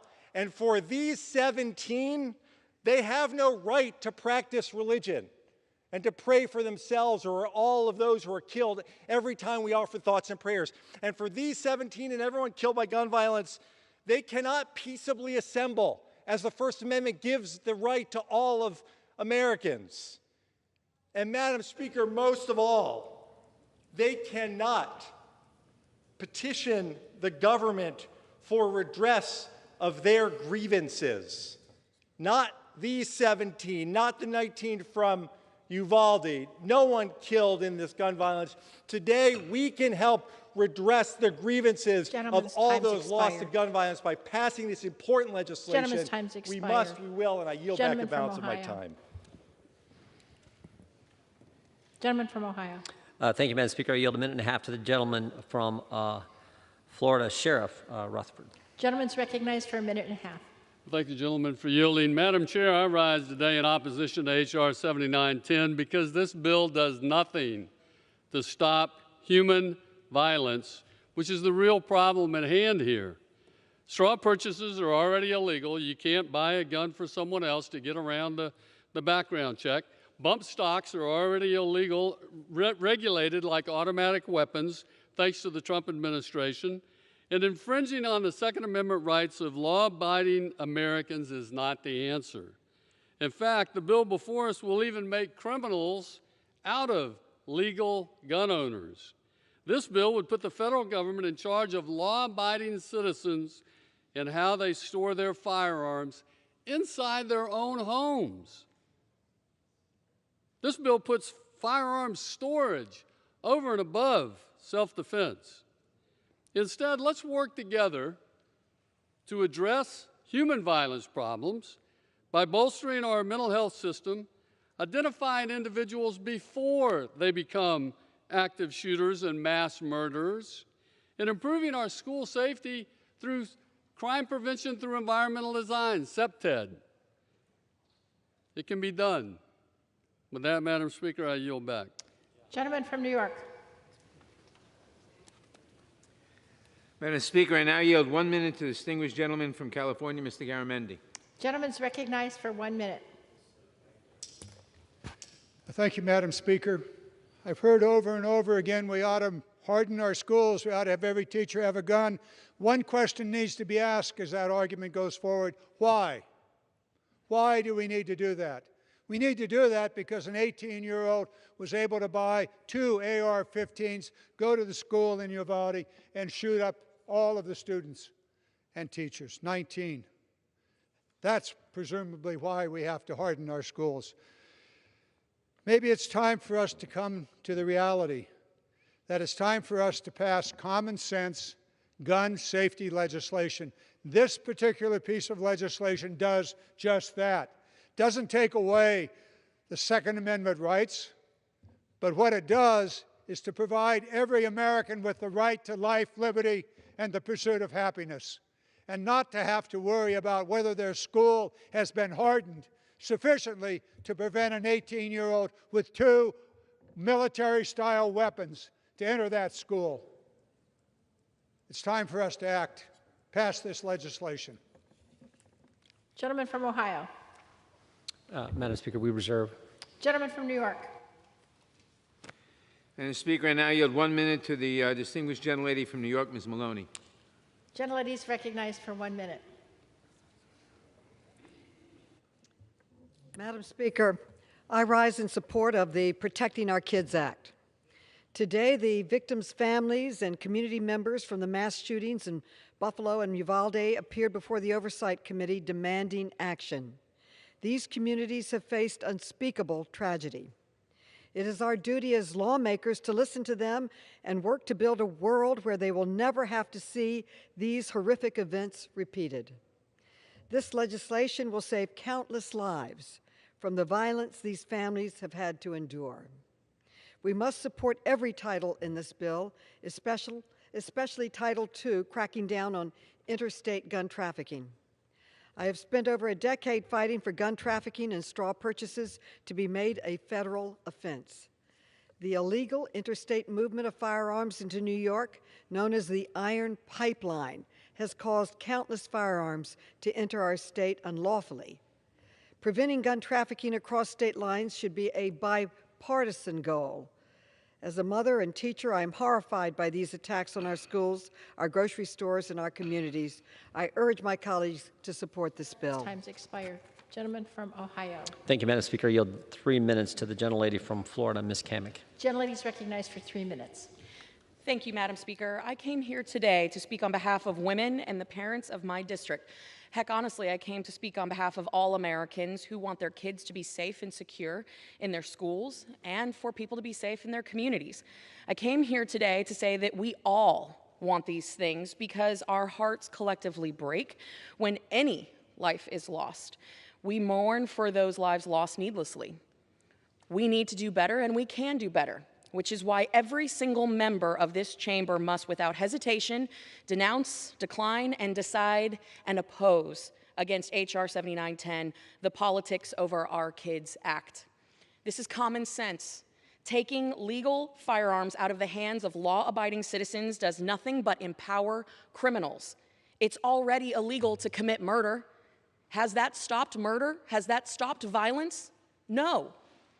Madam Speaker, you said in your opening remarks that, quote, protecting our kids, what could be more important than that? You said, quote, we are here for the children. You went on to say that, quote, everything we do is for the children, and that today's effort to strip our constitutional rights is, quote, a crusade for children. You must have forgotten the nearly 60 million children that have been murdered through some of the most horrific means during an abortion. All on your watch. You invoke JFK and say that our children are our best resource and our best hope for the future. Is that so? Why do you deny them their future by killing them in the womb? Sounds a bit hypocritical if you ask me. And you also made the statement that the leading cause of death for children is firearms.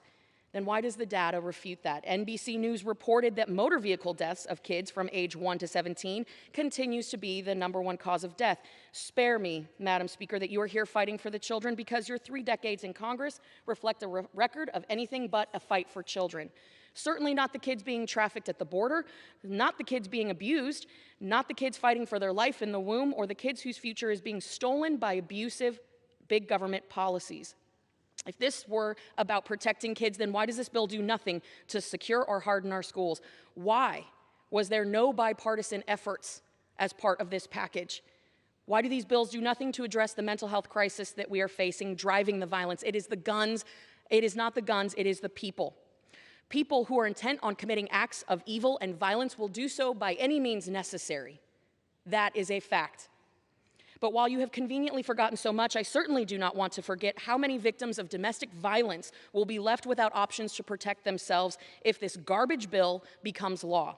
Because it's the same party screaming to defund our police is the same party screaming about how you, a law-abiding citizen, should not be able to defend yourself. Finally, I would be remiss if I didn't mention that you have clearly all forgotten your oath. An oath that we took here on this chamber floor to uphold and defend the United States Constitution. The Second Amendment is a part of that. Madam Speaker, and to all my colleagues, the Constitution is not a la carte. You can Gentlelady's either time's accept it expired. all or none of it. But you cannot Gentlelady's cherry time's pick it. expired. And if you can't uphold your oath, then you should resign. With that, I yield back. And all members are reminded once again to address their remarks to the chair. Gentleman from New York. Madam Speaker, I now yield 1 minute to the distinguished gentlelady from New Jersey, Ms. Sherrill. Gentlelady is recognized for 1 minute. Thank you, Madam Speaker, for the opportunity to speak today. Like so many parents across the nation, when I sent my 4 kids off to school this past week, I worried that they wouldn't be coming home, like so many children across the country. So I got a bit hopeful when I hear that my colleagues are speaking for women across the country. And I expected to hear then that they were going to talk about passing universal background checks, because we know that 88% of the country wants to see universal background checks passed. I'm sorry, I must have missed that in their conversation. And then when I heard how devastated my colleagues are for the little children that have been dying like I am, I thought, well, great, maybe we will hear something about passing a law that restricts people 21 and under from purchasing guns, like Mitch McConnell has said he's willing to consider. I must have missed that too, because I have to tell you, we know these gun safety legislation pieces work, because in New Jersey we've passed most of them and we've made major progress. In fact, while the rest of the country has seen gun rate deaths increase by 33%, in New Jersey they fell by 10%. So again, I'm hoping as we speak for mothers and women and children and families across New Jersey, we start to hear about how we're going to pass this great legislation. Thank you, and I yield back. Gentleman from Ohio. Thank you, Madam Speaker. I yield 4 minutes to the gentleman from North Carolina, Mr. Bishop. Gentleman is recognized for 4 minutes. Thank you, Madam Speaker. It's repeated over and over again that the Second Amendment is unlimited. Excuse me, is not unlimited. It has limits. And no one contends otherwise. But what are the limits? Wouldn't it be nice to hear that in the debate?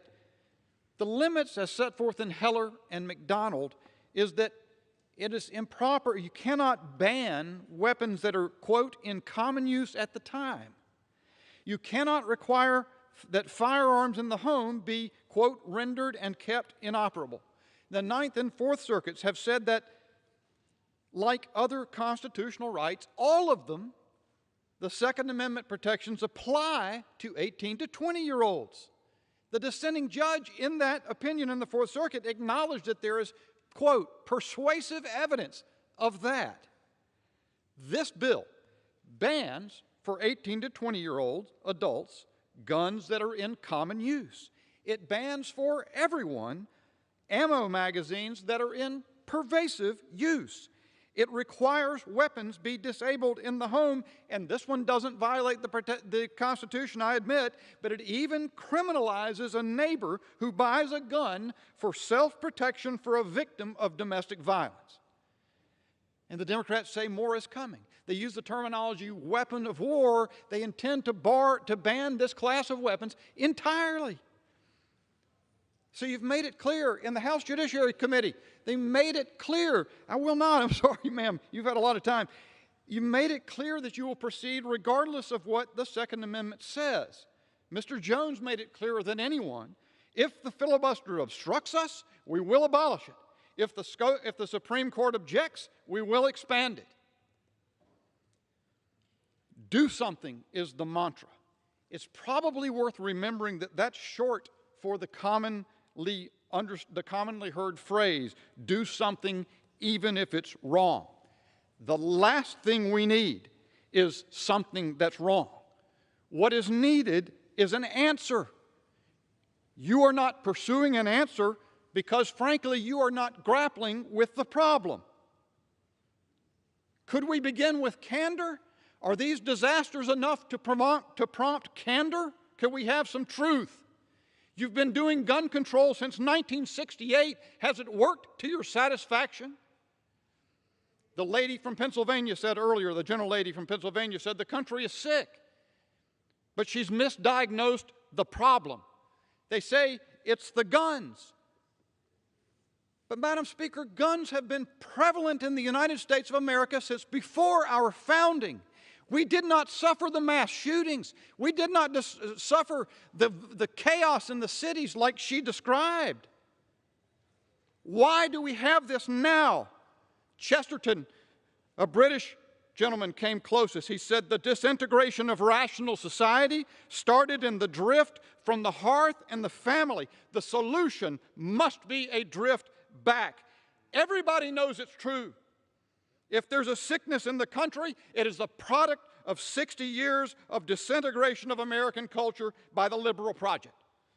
Assaults on the family, hostility to God, cheapening life, pervasive expansion of the welfare state, ridicule for individual and parental responsibility, Soros DAs ending punishment for crime, delegitimizing, defunding, and abolishing police. Behold your handiwork. Stripping Americans of constitutional rights won't cure what ails us. Not the Second Amendment, not the First Amendment to which you're hostile, not the Fourth Amendment, not the Fifth Amendment. Join us to solve the problems you've caused. We can find answers together. I yield back. Gentlemen's time's expired, and the chair will once again admonish members to direct their remarks to the chair. Gentleman from New York. Madam Speaker, I now yield 1 minute to the distinguished gentleman from New York, Mr. Spate. Gentleman's recognized for 1 minute. Thank you, Madam Speaker. I rise in strong support of Protecting Our Kids Act. This overdue legislation will tighten gun regulations. Unfortunately, in the world's wealthiest country, we have the 32nd highest rate of death from gun violence across the planet. This is a horrific statistic that is impacting all of our districts, blue districts and red district. In my district, gun violence has taken far too many lives, including the young life and brutal murder of Crystal Baber Nieves, working the midnight shift in an East Harlem Burger King, the brutal murder of 2 police officers in Harlem's 32nd precinct, and an 11-month-old gunshot victim in the Bronx. Yes, Madam Speaker, only 11 months old. Madam Speaker, I'm here to tell my colleagues on the other side of the aisle that this epidemic is serious. In fact, it is a public health crisis. For this reason, Congresswoman Escobar and I urge our colleagues to join us in a resolution declaring gun violence a national public health crisis. This is just the beginning, Madam Speaker. Gentleman's time's expired. And we will continue to pass more gun regulations. Gentleman's time's expired. Gentleman from Ohio. Madam Speaker, we reserve. Gentleman reserves. Gentleman from New York. Madam Speaker, can I inquire how much time each side has left? Gentleman from New York has 13 1/4. Gentleman from Ohio has 10 minutes. Thank you, Madam Speaker. Madam Speaker, I now yield 1 minute to the distinguished gentlelady from Massachusetts, Ms. Clark. Gentlelady is recognized for 1 minute. Today in our country, 321 people will be shot. 111 of them will die from those gunshots. 22 of the people who are shot every day in this country are kids, just like the 19 fourth graders sitting in their classroom while they were massacred in Uvalde. So I ask my colleagues, how many more? How many more innocent people need to die? How many more elders murdered at a grocery store or in their houses of worship? How many more children slaughtered in their classroom will be enough to do something to save lives? We're considering the most basic measures to keep people safe from gun violence, to keep families from having to ID their children by DNA after their bodies were destroyed by a weapon of war, raising the age to 21 to buy assault rifles, safe gun storage, cracking down on gun trafficking. These are obvious solutions. Vote yes to protect families. Vote yes to save our children. Gentleman from Ohio. We reserve. Gentleman from New York. Madam Speaker, I now yield 1 minute to the distinguished gentleman from Oregon, Mr. Blumenauer. Gentleman's recognized for 1 minute. It's been heart-wrenching hearing the stories on the floor today. America's not unique with gun violence. What is unique is that America has accepted the slaughter. Unlike Britain, Canada, Australia, New Zealand, Norway, after horrific events, they acted decisively to reduce gun violence, and it worked. We've stood by while the carnage continues, to our shame. America should not be the only rich country that cannot protect our children. After events in Oregon, I met with victims of gun violence, and they developed a package that looks a lot like what we're voting on today. It's no longer acceptable for gun violence enablers to hide behind thoughts and prayers. If other countries can protect their families, so can we. Pass this package. Gentleman from Ohio. Madam Speaker, we reserve. Gentleman from New York. Madam Speaker, I now yield 1 minute to the distinguished gentleman from Nevada, Mr. Horsford. Gentleman's recognized for 1 minute. Madam Speaker, later this month, 30 years to the day, my father was shot and killed by senseless gun violence. And so I rise today with a heavy heart for those who have been murdered by gun violence and the survivors who now must live with the trauma every single day. A heavy heart for the 58 victims and survivors from my hometown of Las Vegas that experienced the worst mass shooting in U.S. history. A heavy heart for the parents and families of Uvalde, whose children were murdered while at school. A heavy heart for the Black Americans that were murdered at a grocery store in Buffalo. A heavy heart for the doctors and nurses that were killed at a hospital in Tulsa. I have a heavy heart, but I also have courage to protect our children, and I will continue to work to break the cycle of violence. The question is, do my colleagues have the courage to protect our kids? Vote yes on this legislation. Gentleman from Ohio. Thank you, Madam Speaker. I yield 3.5 minutes to the gentleman from Florida, Mr. Stubbe. Gentleman's recognized for 3.5 minutes. Thank you, Madam Speaker. Guns are not the cause of evil. Just like the vehicle used by the domestic terrorist in Waukesha, Wisconsin to mow down innocent people in a parade, killing 6, the vehicle used was not the cause of that evil. The person driving it was. Why are not the victims of that heinous act pictures being shown by the Democrats on the floor today, like those victims in Uvalde? Where was the left's cry to ban vehicles that killed those innocent lives in Waukesha? There are no cries to ban cars because that's not on the left's agenda. Banning guns is, and Democrats use these heinous crimes to further the long sought-after political objective of disarming America. And many Democrats in this chamber have called for outright bans on certain firearms. There is a moral decay in our country that has been created by the left. They have torn down traditional institutions, took God out of our classrooms, and systematically destroyed the notion of traditional families and values. Just look at these numbers in a recent article from the Christian Post. 75% of most cited school shooters in America are fatherless. 60% of America's rapists grew up without fathers. 63% of teenagers who commit suicide don't have a father in their life. 72% of adolescent murderers are fatherless.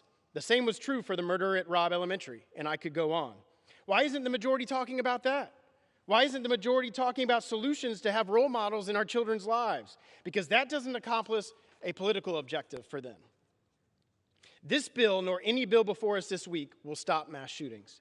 This bill won't even decrease gun violence, and the facts and evidence from the jurisdictions with similar policies in place makes that clear. Just look at any holiday weekend in Chicago and see how many people have been shot with many of these policies already in place.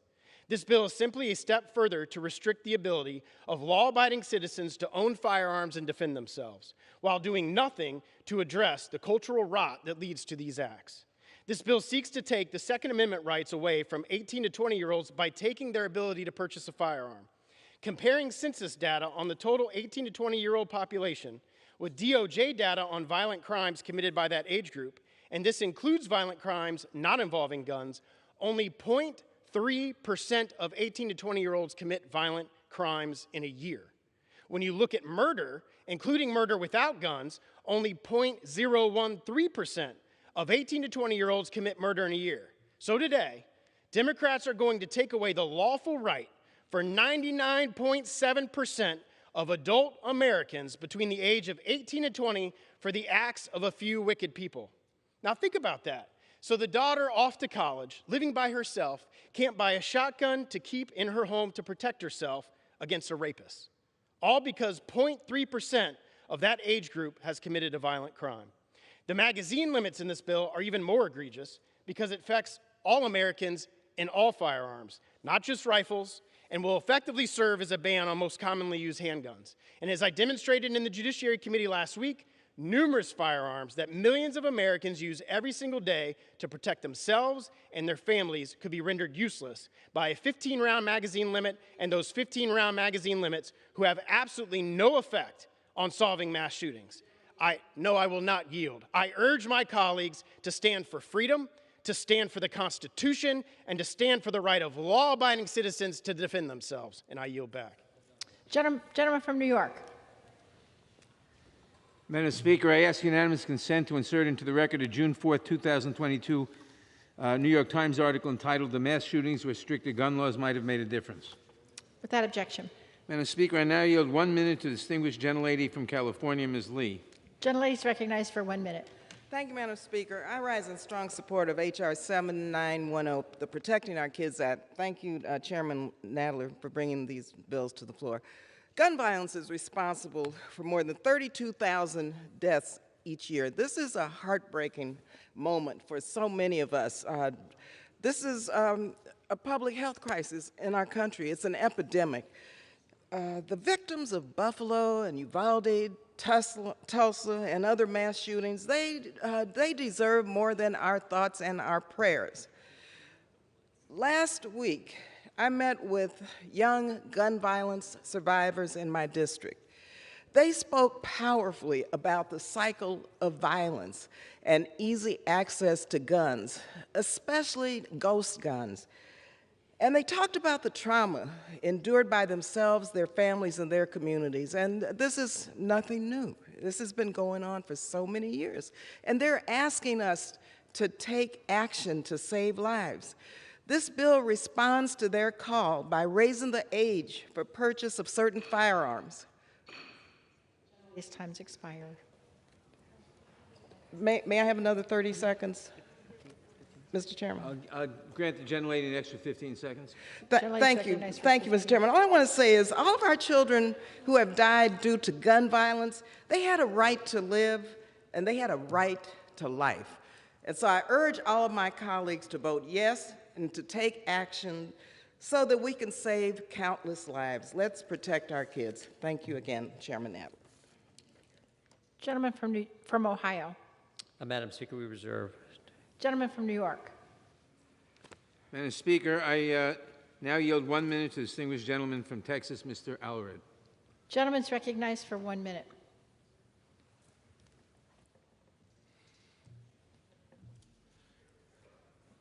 Thank you, Madam Speaker. After the mass shooting in El Paso in 2019, I received a letter from then 6-year-old Cal from Rowlett, Texas. He wrote, "When kids get shot, that's less friends to play with.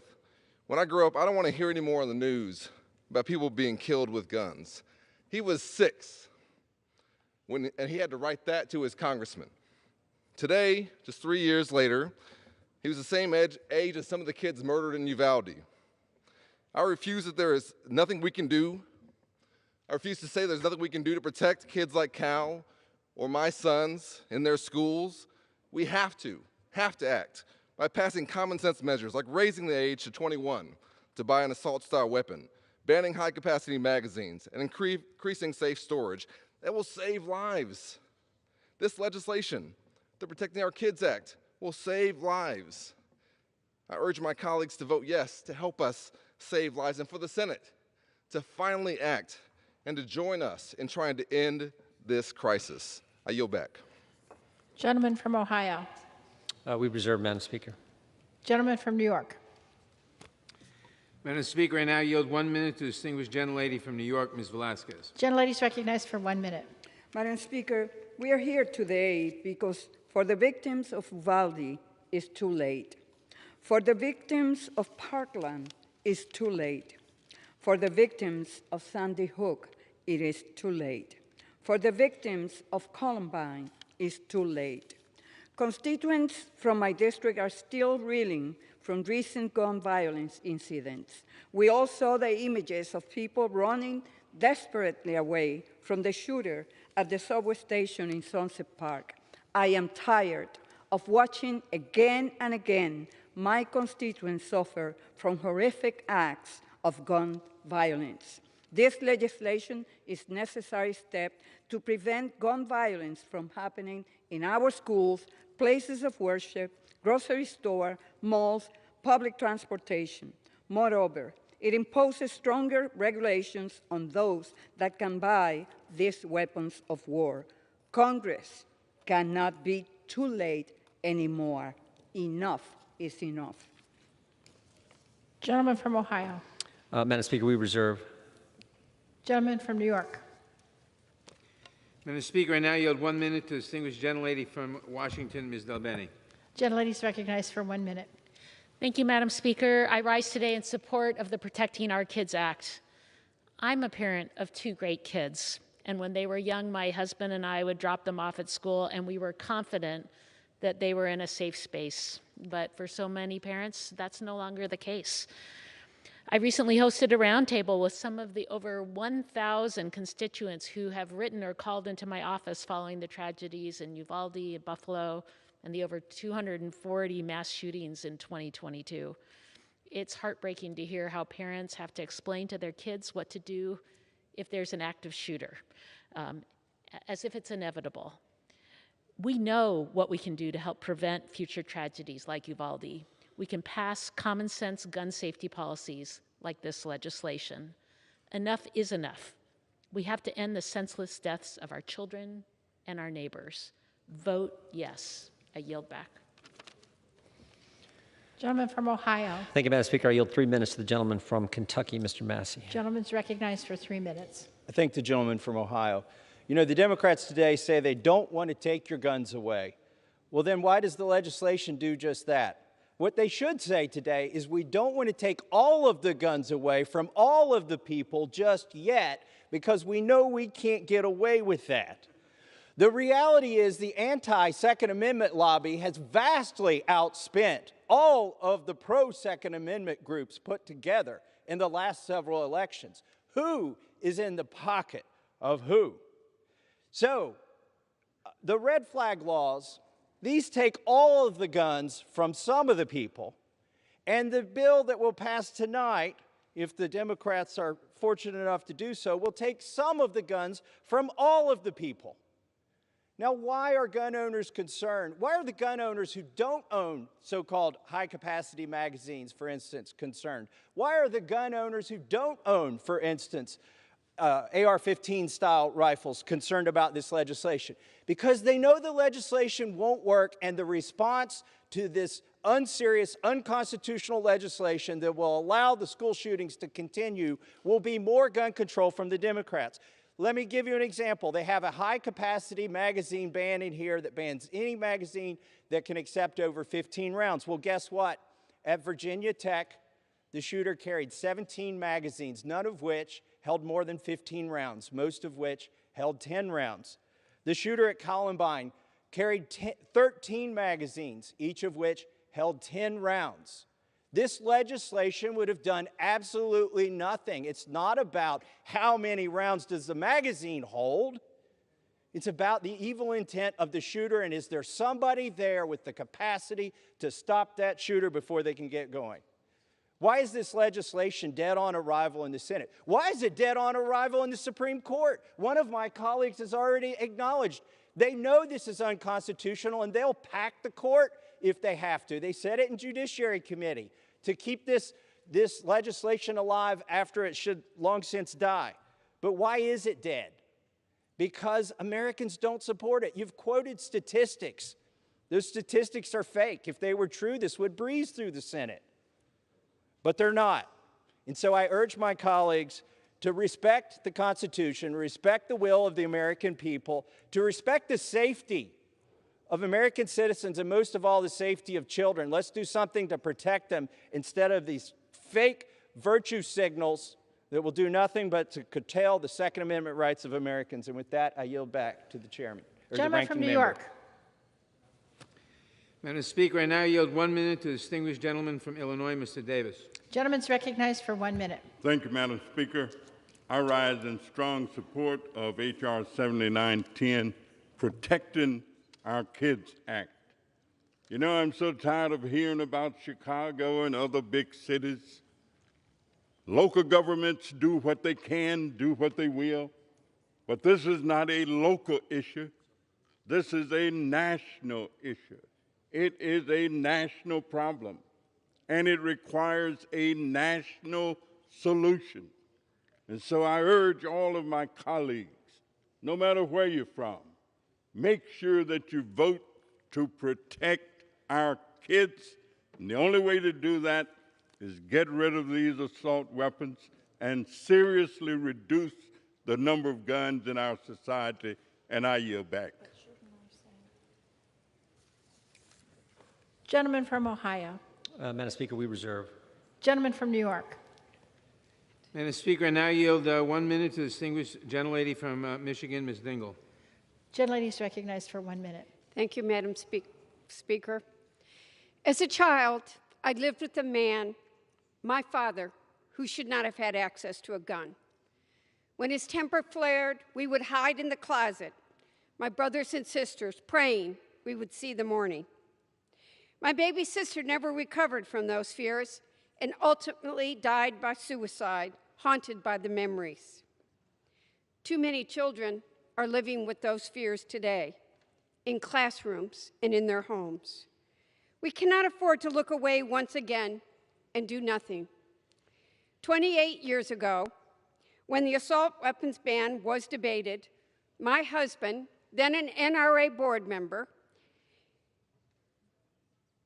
and who, by the way, slept with the gun under his pillow until the day he died, made one of the toughest votes of his career. He supported the bill, though he didn't agree with everything in it. We all have a job to do for our country. I don't want to take the guns away from any responsible gun owner, but the clock is ticking. Who will be the next mass shooting? Who's the next target? What do we want our American story to be? We need to act now. Gentleman from Ohio. Madam Speaker, we reserve. Gentleman from New York. Madam Speaker, I now yield 1 minute to the distinguished gentlelady from Nevada, Ms. Titus.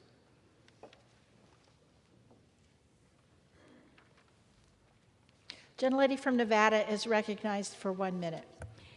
Thank you very much. You know, I had intended to stand up here and speak about my provision preventing bump stocks be added to guns, but after sitting here and listening for several hours, my colleagues across the aisle, they've been misrepresenting the Second Amendment, they've been pretending to care about children, and they've been blubbering about their need for big guns to protect themselves. I just got to say one thing. America is listening, and it will remember who allowed this plague to continue to kill our loved ones and spread disaster around our country. They're listening, and they'll remember who it was. Thank you very much. I yield back. Gentleman from Ohio. Madam Speaker, we reserve. Gentleman from New York. I reserve. Who seeks time? We're prepared to close. The gentleman from New York is prepared to close. The gentleman from Ohio prepared to close? Yes, Madam Speaker, but I will yield 1.5 minutes to my friend from Florida, Mr. Gates. Gentleman is recognized for 1.5 minutes. I thank the gentleman for yielding. Well, we have heard the plan from Democrats. This is not a modest trimming around the edges of gun laws. It has been a full-throated assault on the Second Amendment, a desire to deprive people of the weapons that they choose at the age that they achieve majority. And we've heard countless examples of where the good guy with the gun has been the difference between more or less bloodshed. But this is particularly an aggrieved time to bring this legislation forward because we heard the Speaker of the House recently say that members of the Republican Party were members of a cult. So you now have House Democrats demeaning, defaming, calling extremists tens of millions of Americans while they try to disarm you and then subsequently defund the police. And so no good guys are coming when the woke mob ends up at your door. That's their plan for America, and gun control, unrestrained gun control, is a key part of it. And just like they said, They'll pack the court, they'll blow up the filibuster, they'll abuse every more of this place for the opportunity to take down the Second Amendment. That's what's at issue. That's what we're fighting for. And Republicans in the United States Senate should not sign up for this charade. They should stand with our fellow Americans for the Constitution and with American gun owners. I yield back to the gentleman from Ohio.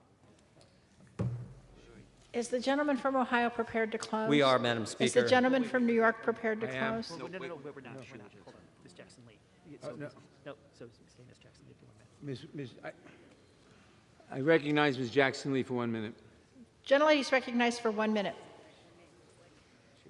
Not sit idly by to hear the abuse of the Second Amendment that Judge Scalia would not recognize. And that is that there are no restrictions. I believe Judge Scalia would look at these dead babies and realize that the Constitution and the Second Amendment that is protected, untouched, would ask you the question, is there no sense of responsibility to be able to provide restrictions to save lives? How dare you suggest that we cannot provide the kind of laws in Protecting Our Kids Act that provides the incentives and guidelines to save lives? Ask the mothers and fathers of these babies. The Second Amendment is not absolute. It does allow restrictions, just as President Reagan said he sees no reason for an AK-47 at that time to be used for sport or to be used for anything else. Support our babies and vote for this act. Where's your responsibility and courage? I yield back. Is the gentleman from Ohio prepared to close? Is the gentleman from New York prepared to close? Gentleman from Ohio is recognized. Thank you, Madam Speaker. Representative Massey was right on target when he said red flag laws take all guns from some people and they do so without due process. This bill takes some guns from all people, but Democrats say, don't worry, we're not out to get the Second Amendment. Really? Here's what Representative Cicilline said in committee last week. Spare me the BS about constitutional rights.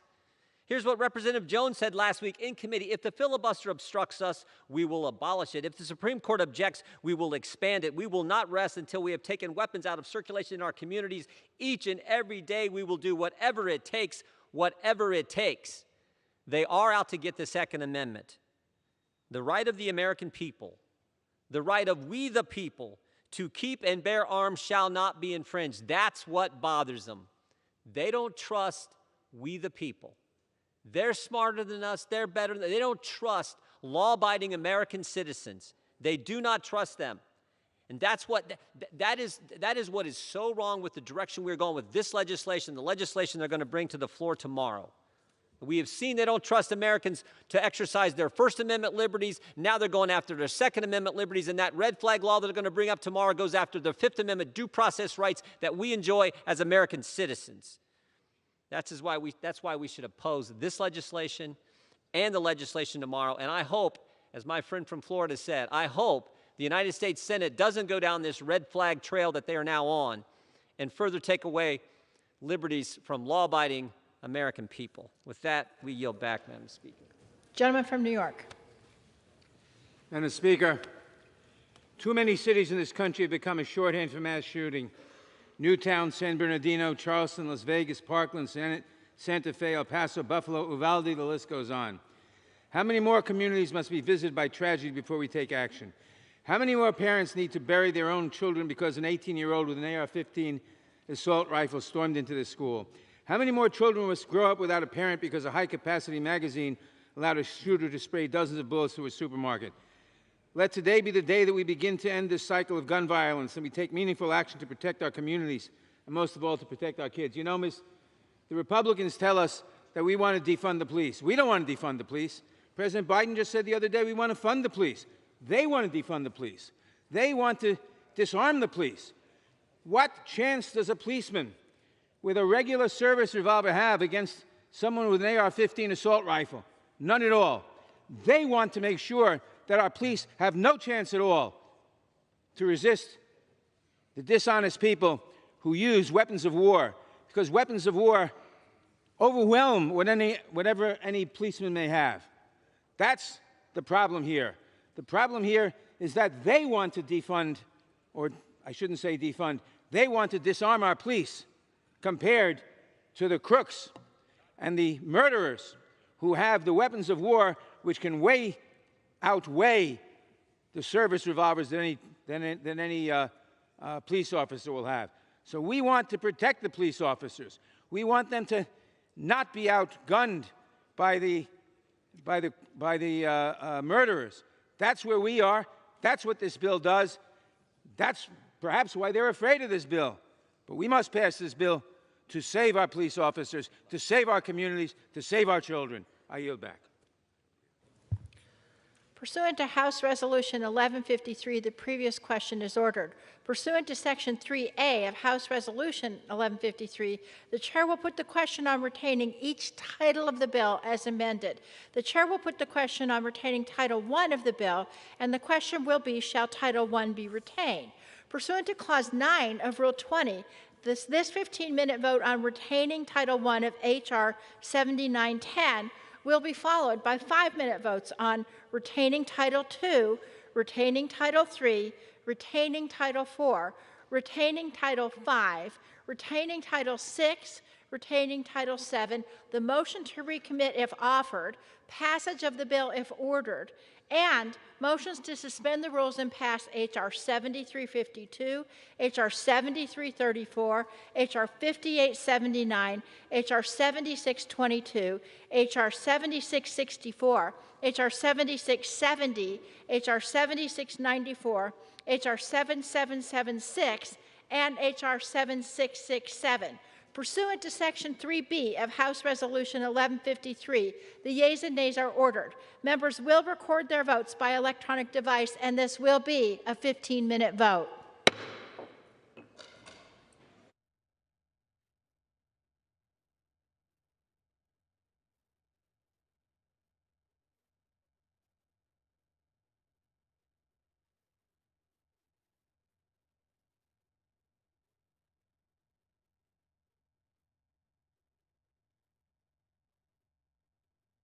This is the gentleman from New York Rise. As a member designated by Chairwoman Eddie Bernice Johnson and Representative Bobby Rush, I inform the House that these members will vote yea on retaining Title I.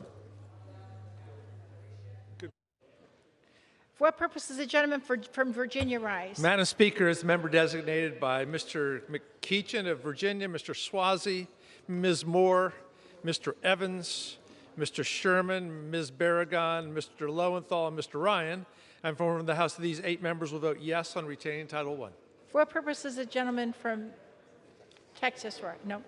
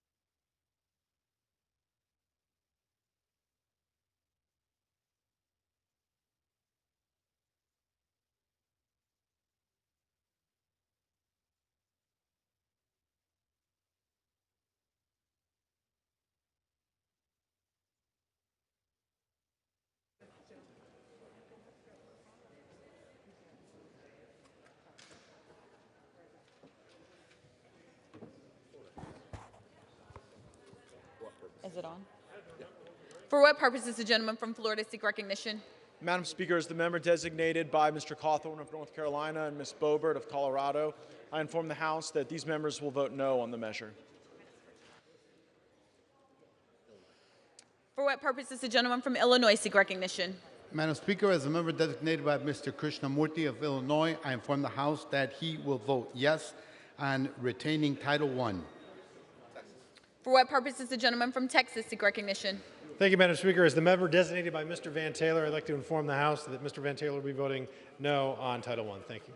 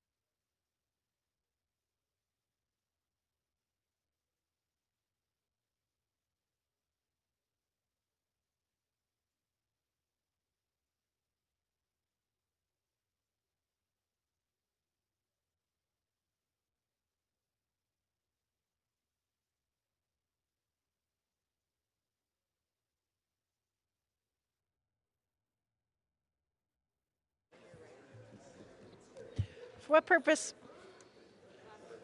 For what purpose? For what purpose does the gentlelady from North Carolina rise? As the member designated by Mr. Price, I inform the House that Mr. Price will vote yea on retaining Title I.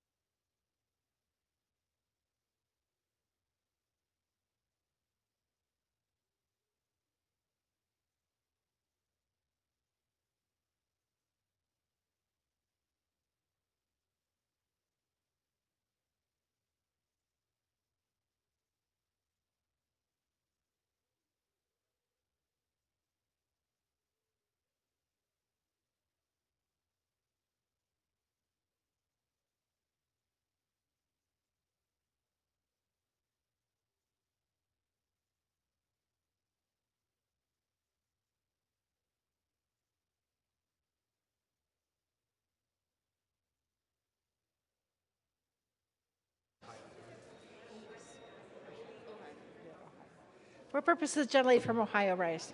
As the member designated for Ms. Chantel Brown of Ohio, I inform the House that she will vote aye on retaining Title I. As the member designated for Ms. Terry Sewell of Alabama, I inform the House that she will vote yea on the retaining Title I.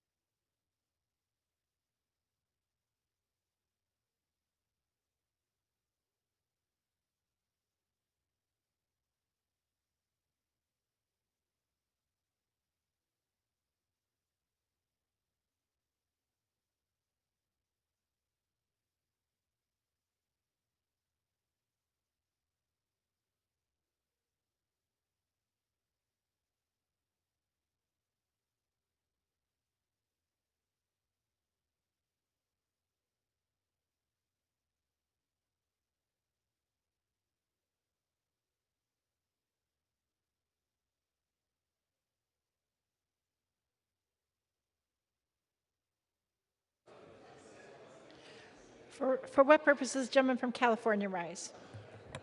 Madam Speaker, as the member designated by Representatives Juan Vargas and Marilyn Strickland, I inform the House that these members will vote yes on retaining Title I.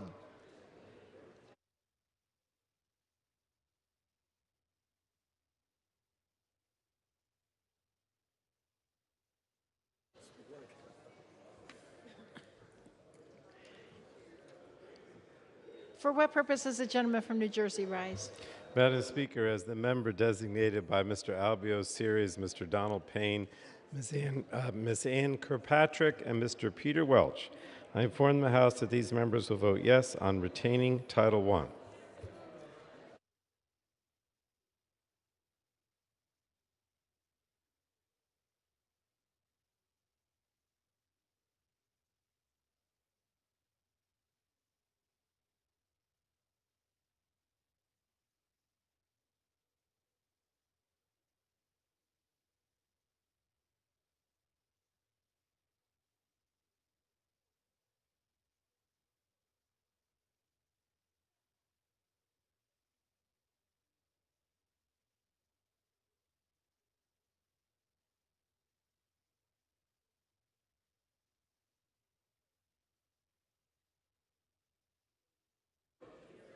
For what purpose does the gentleman from California rise? Madam Speaker, as member designated by the following Californians, Ruiz, Cardenas, and Swalwell, I inform the House that these members will vote yes on retaining Title I.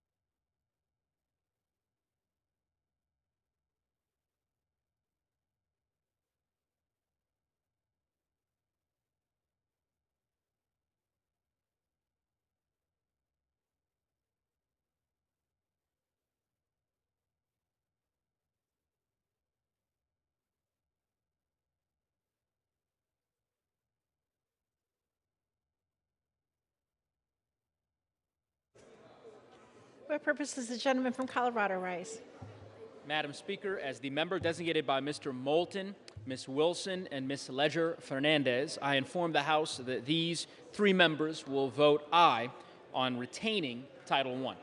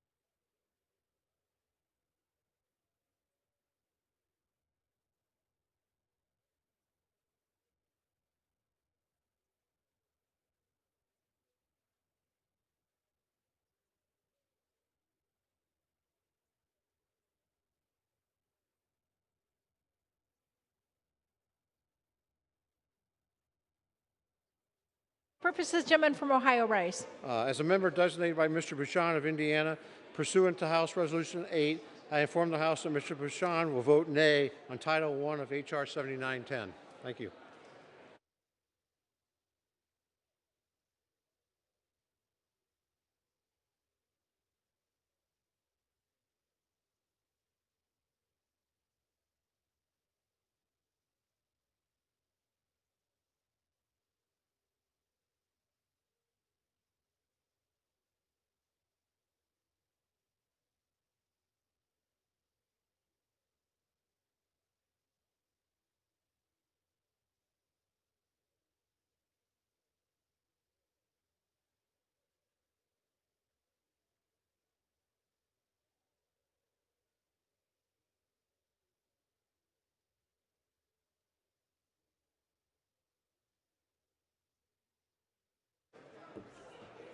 For what purposes, the gentleman from Tennessee rise? Madam Speaker, as the member designated by Mr. Brooks of Alabama, Mr. Loudermilk of Georgia, and Mr. Guest of Mississippi, I inform the House that Mr. Brooks, Mr. Loudermilk, and Mr. Guest will all vote nay on Title I. Thank you.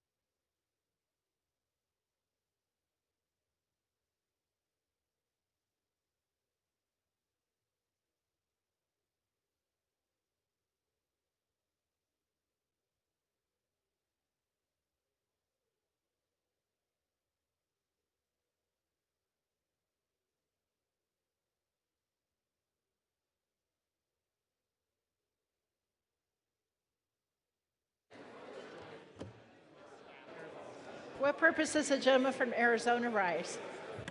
Madam Speaker, as a member designated by Chairman DeFazio, I inform the House that Chairman DeFazio will vote yes on retaining Title I. For what purposes, the gentleman from Pennsylvania rise? Madam Speaker, as the member designated by Mr. Thompson of Pennsylvania, I inform the House that Mr. Thompson will vote no on Title I.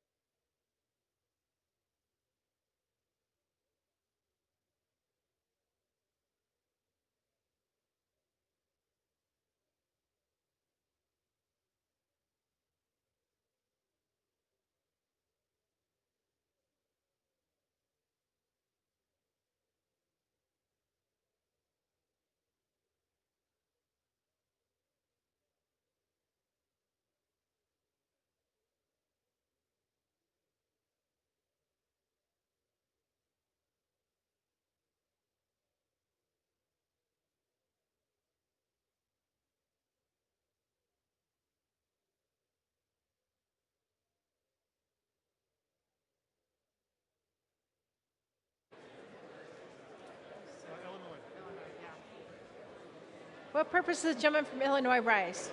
Madam Speaker, as the member designated by Mr. Johnson of South Dakota, I inform the House that Mr. Johnson will vote no on Title I. Thank you.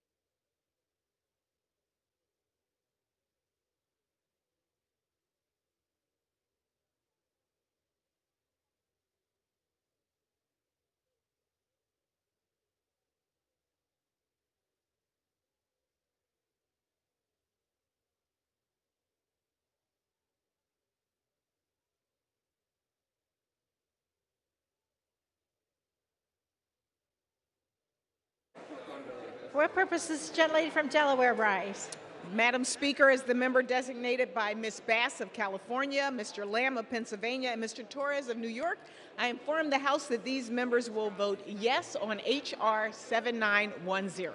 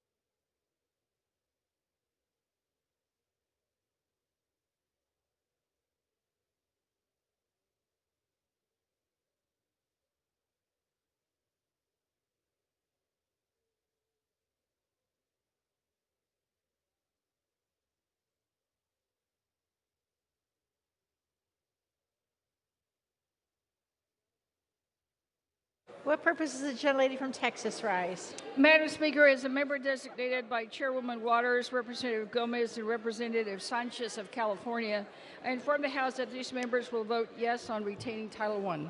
Thank you, Madam Speaker.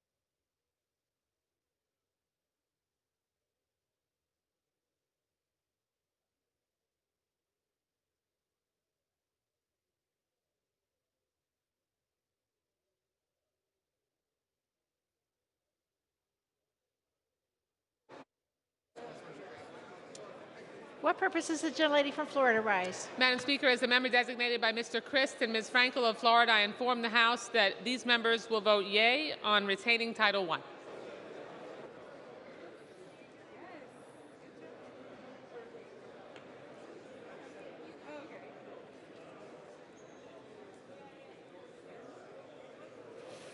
For what purpose does the gentleman from Indiana rise?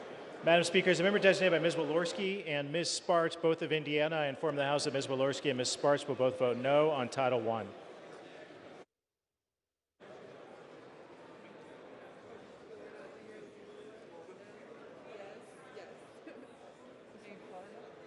What purpose does the gentleman from Florida rise? Madam Speaker, as a member designated by Ms. Mace of South Carolina, I inform the House that Ms. Mace will vote no on Title I.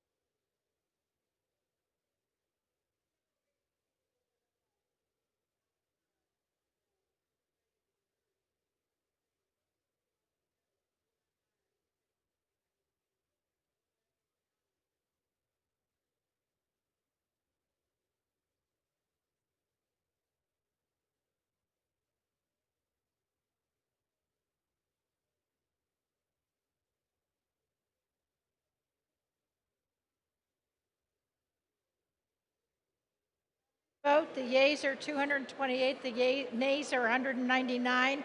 The title is retained. The chair will now put the question on retaining Title II of the bill. The question is, shall Title II be retained? Pursuant to Section 3B of House Resolution 1153, the yeas and nays are ordered. Members will record their votes by electronic device, and this will be a 5-minute vote. For purposes, the gentlelady from Delaware rise.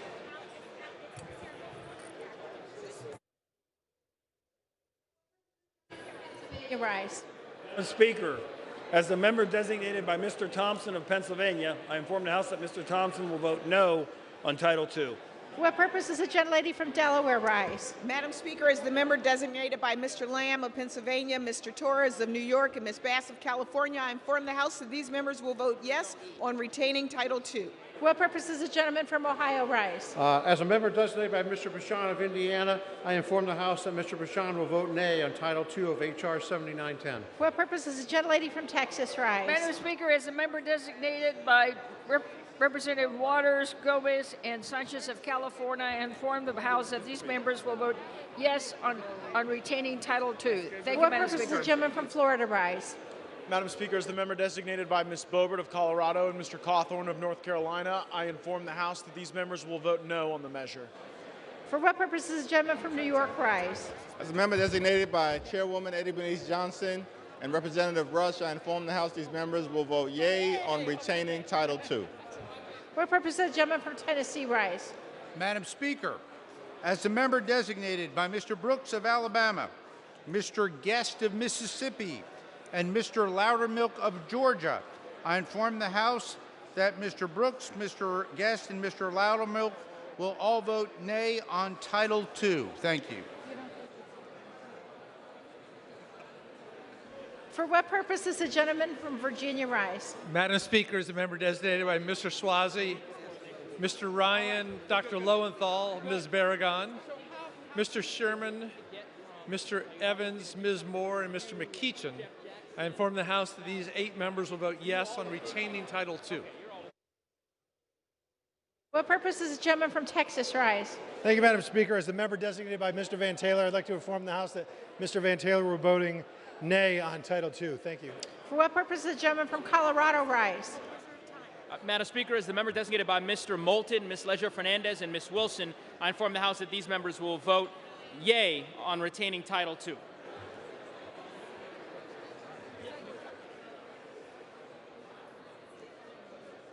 For what purpose does the gentlelady from North Carolina rise? Madam Speaker, as the member designated by Mr. Price, I inform the House that Mr. Price will vote yea on retaining Title II. For what purpose does the gentleman from Illinois rise? Madam Speaker, as a member designated by Mr. Krishnamurti of Illinois, I inform the House that he will vote yes on retaining Title II. For what purpose does the gentlelady from Ohio rise? As the member designated for members Chantel Brown and Terry Sewell, I inform the House that these members will vote yea on retaining Title II. For what purpose does the gentleman from California rise? Madam Speaker, as member designated by the following Californians, Ruiz, Cardenas, and Swalwell, I inform the House that these members will vote yes on retaining Title II. For what purpose does the gentleman from New Jersey rise? Madam Speaker, as the member designated by Ms. Ann Kirkpatrick, Mr. Peter Welch, Mr. Donald Payne, and Mr. Albio Series, I inform the House that these members will vote yes on retaining Title II. For what purpose does the gentleman from Arizona rise? As the member designated by Chairman DeFazio, I inform the House that Chairman DeFazio will vote yes on retaining Title II.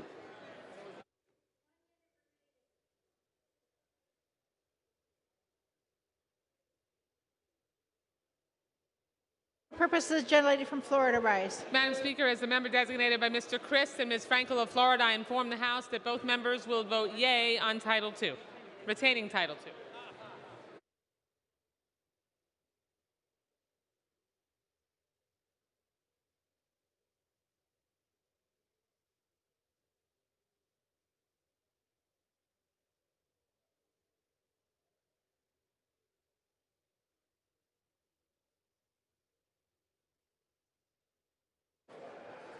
For what purpose does the gentleman from Indiana rise?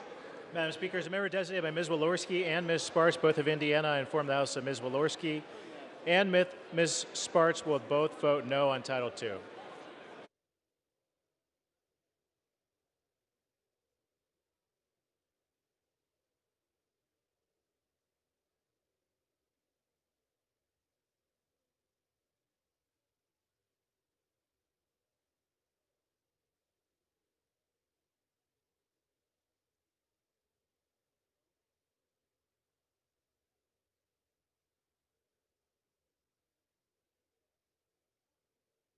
But for what purpose does the gentleman from California rise? Madam Speaker, as the member designated by Representatives Juan Vargas and Marilyn Strickland, I inform the House that these members will vote yes on retaining Title II. What purpose does the gentleman from Illinois rise? Madam Speaker, as the member designated by Mr. Johnson of South Dakota, I inform the House that Mr. Johnson will vote no on Title II. Thank you.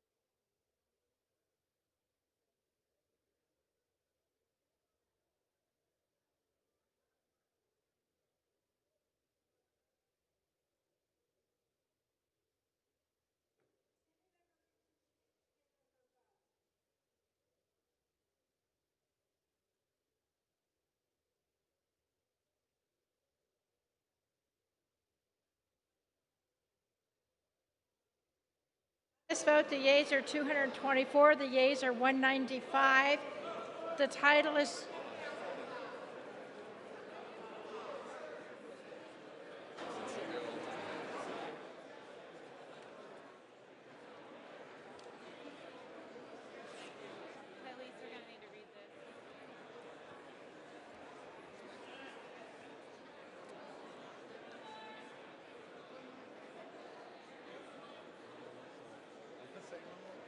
Mr. Smucker. Mr. Smucker votes no.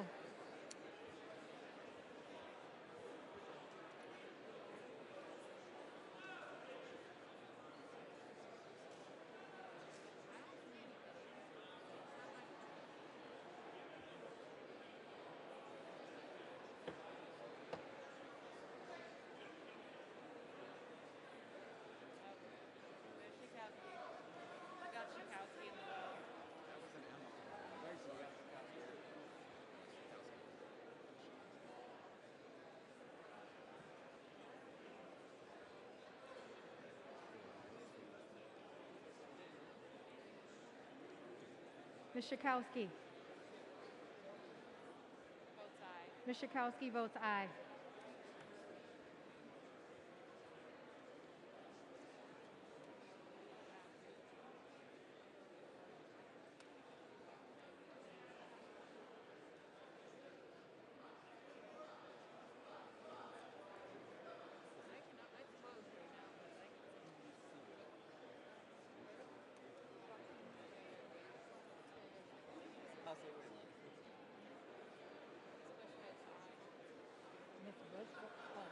Ms. Bush votes aye. Mr. Lamborn. Mr. Lamborn votes no.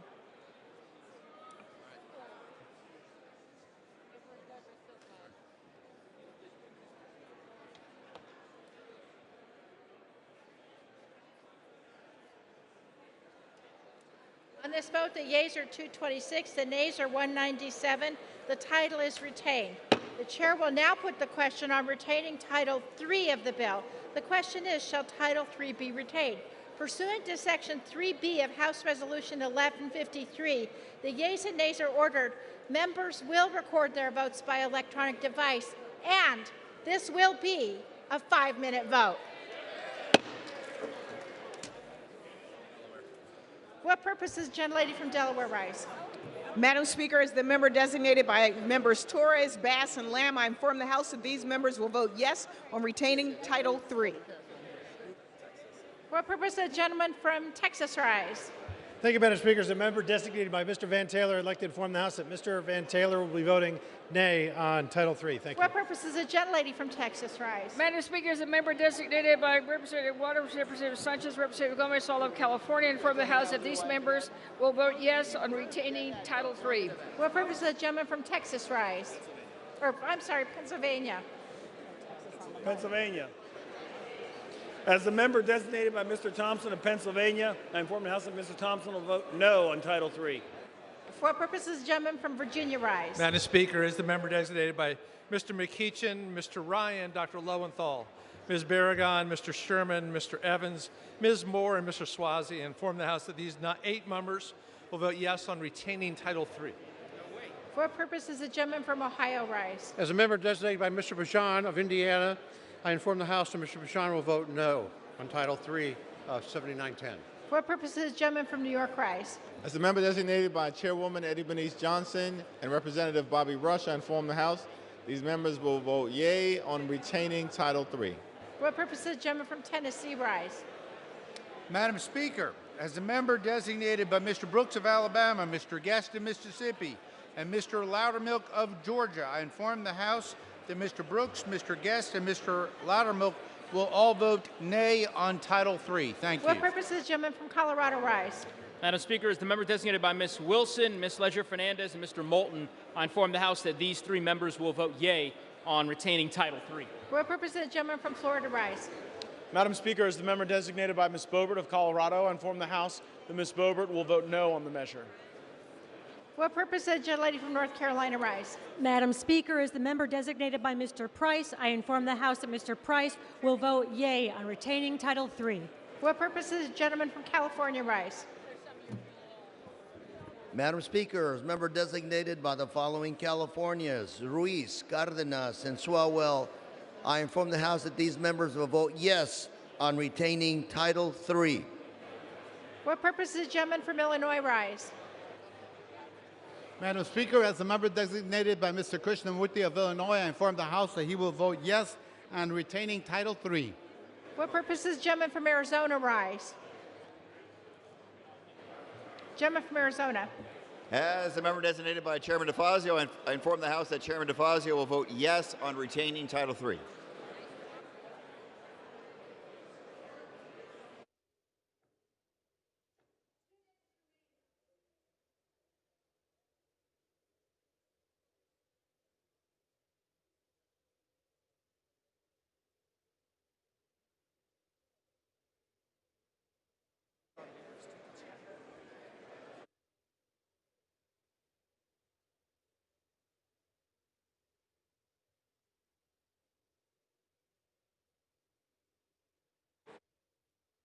What purpose does the gentleman from California rise?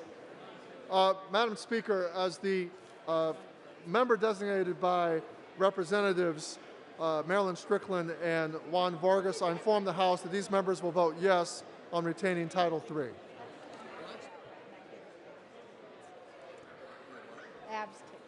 For what purpose does the gentleman from New Jersey rise? Madam Speaker, as the member designated by Mr. Albio's series, Mr. Donald Payne, Ms. Ann Kirkpatrick, and Mr. Peter Welch, I inform the House that these members will vote yes on retaining Title III.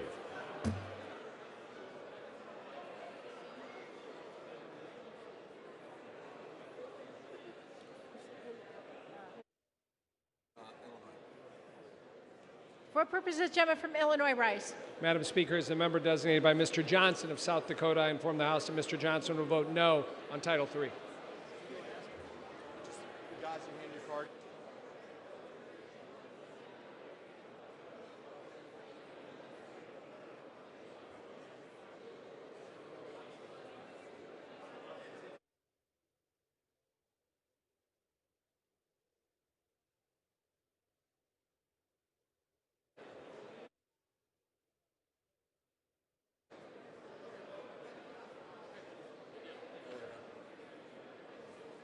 For what purpose does the gentlelady from Florida rise? Madam Speaker, as the member designated by Mr. Christ and Ms. Frankel of Florida, I inform the House that these members will vote yea on retaining Title III.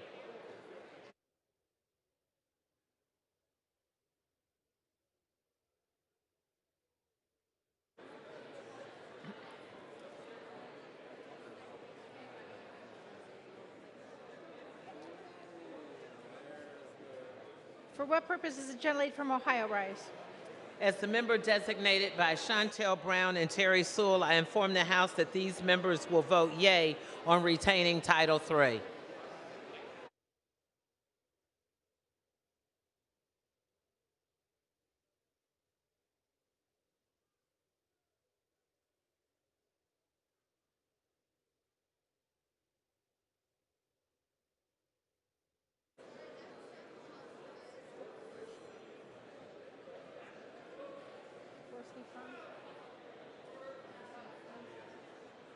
Oh, for what purpose does the gentleman from Indiana rise? As a member designated by Ms. Walorski from Indiana and Ms. Sparts from Indiana, I inform the House that Ms. Walorski and Ms. Sparts will both vote nay on Title III.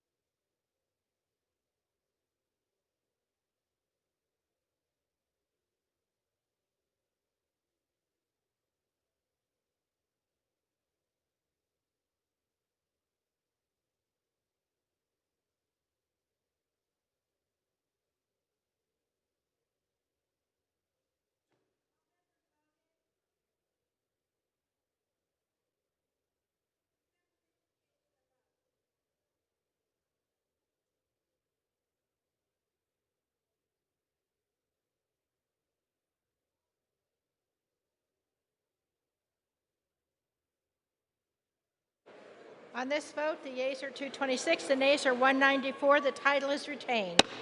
Chair will now put the question on retaining Title IV of the bill. The question is, shall Title IV be retained? Pursuant to Section 3B of House Resolution 1153, the yeas and nays are ordered. Members will record their votes by electronic device.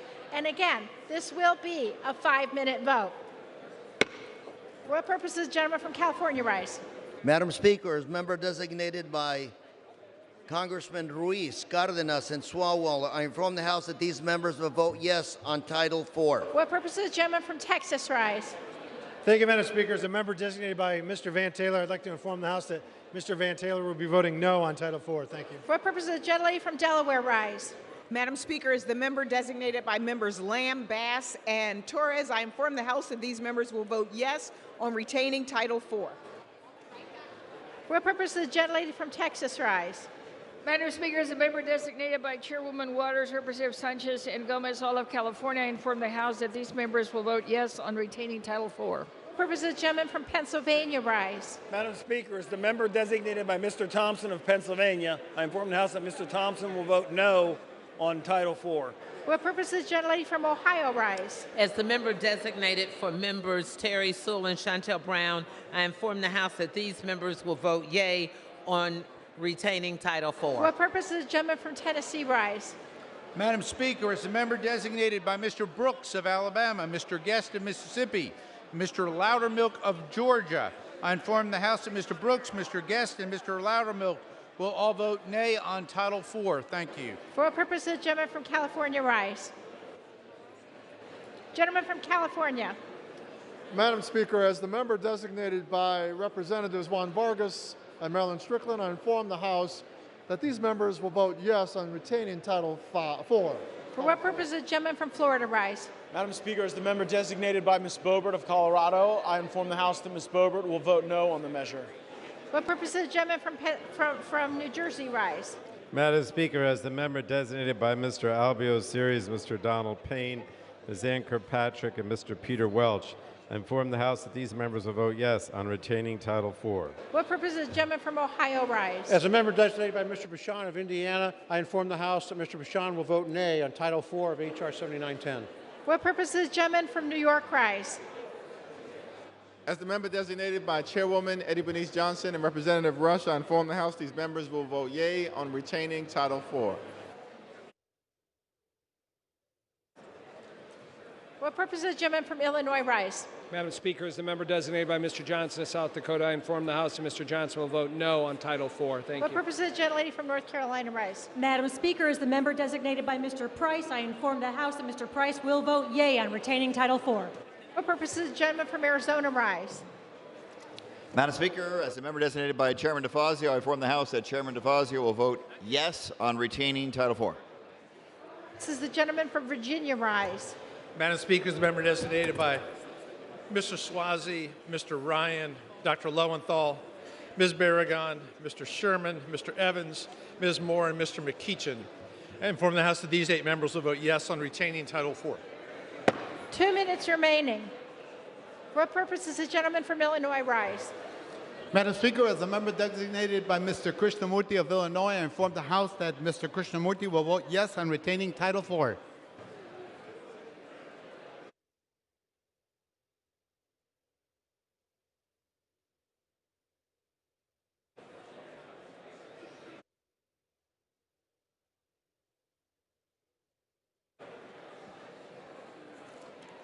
For what purposes, the gentlelady from Florida rise? Madam Speaker, as the member designated by Mr. Christ and Ms. Frankel of Florida, I inform the House that these members will vote yea on retaining Title IV.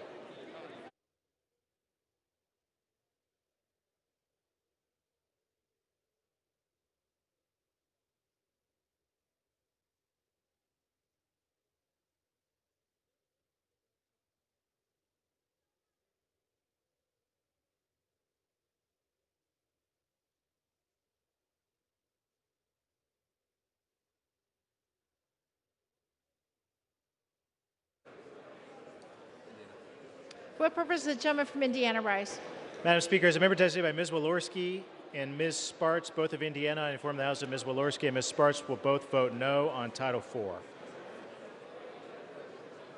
What purpose does the gentleman from Colorado rise? Madam Speaker, as the member designated by Ms. Wilson, Ms. Ledger-Fernandez, and Mr. Moulton, I inform the House that these members will vote yea on retaining Title IV.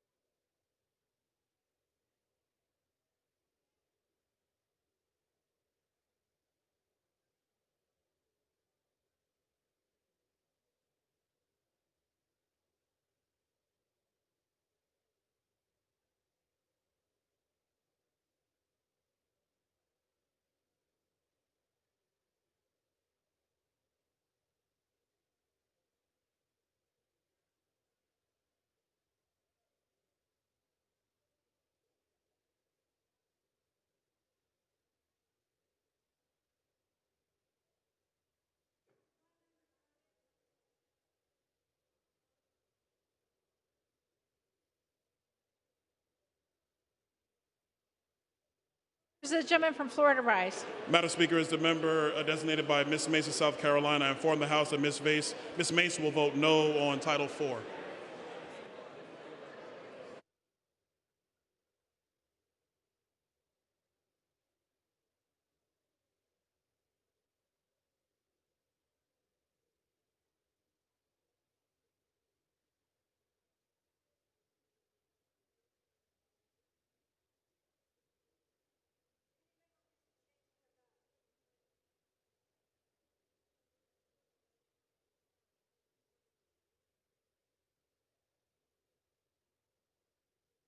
On this vote, the yeas are 220, the nays are 205. The title is retained.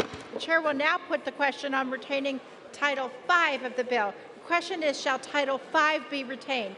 Pursuant to Section 3B of House Resolution 1153, the yeas and nays are ordered. Members will record their votes by electronic device, and this will be a 5-minute vote.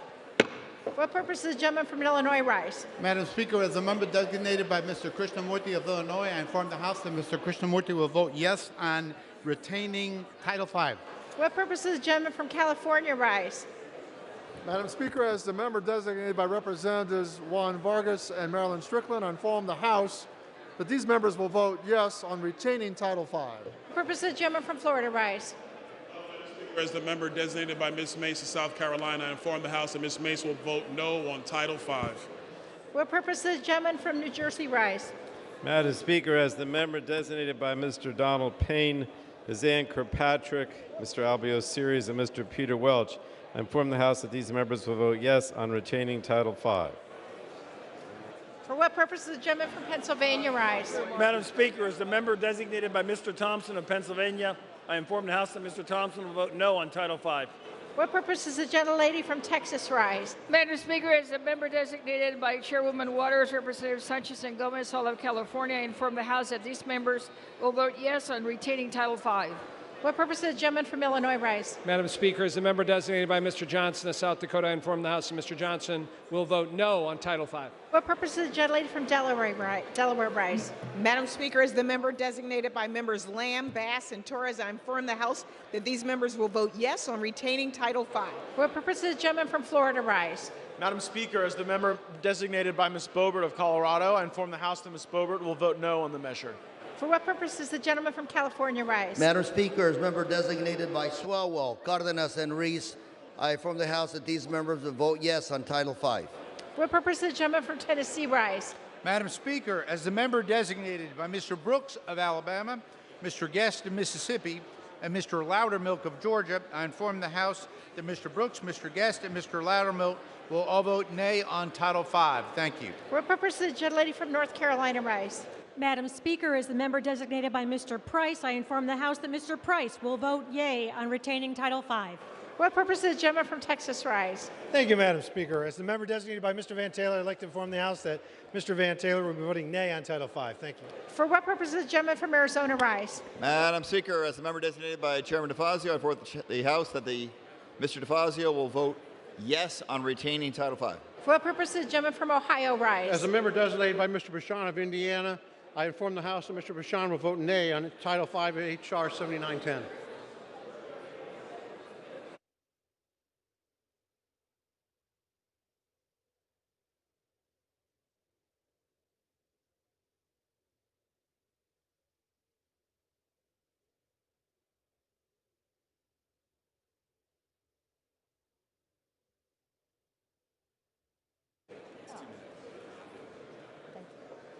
Two minutes remaining. For what purpose does the gentleman from Virginia rise? Madam Speaker, is the member designated by Mr. Swazi, Mr. Evans, Mr. McKeechan, Ms. Moore, Mr. Ryan,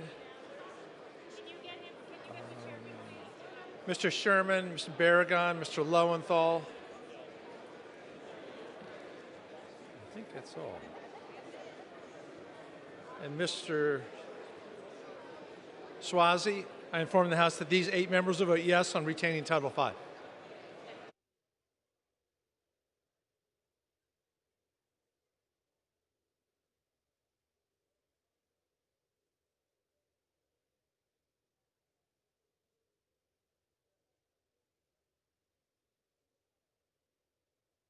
For what purpose does the gentleman from Colorado rise? As a member designated by Ms. Wilson, Ms. Ledger Fernandez, and Mr. Moulton, I inform the House that these 3 members will vote yea on retaining Title V. Does the gentleman from New York rise? As the member designated by Chairwoman Eddie Bernice Johnson and Representative Rush, I inform the House that these members will vote yea on retaining Title V. For what purpose does the gentleman from Indiana rise? Madam Speaker, as a member designated by Ms. Walorski and Ms. Sparks, both of Indiana, I inform the House that Ms. Walorski and Ms. Sparks will both vote no on Title V. For what purpose does the gentlelady from Florida rise? Madam Speaker, as the member designated by Mr. Christ and Ms. Frankel of Florida, I inform the House that these members will vote yea on retaining Title V.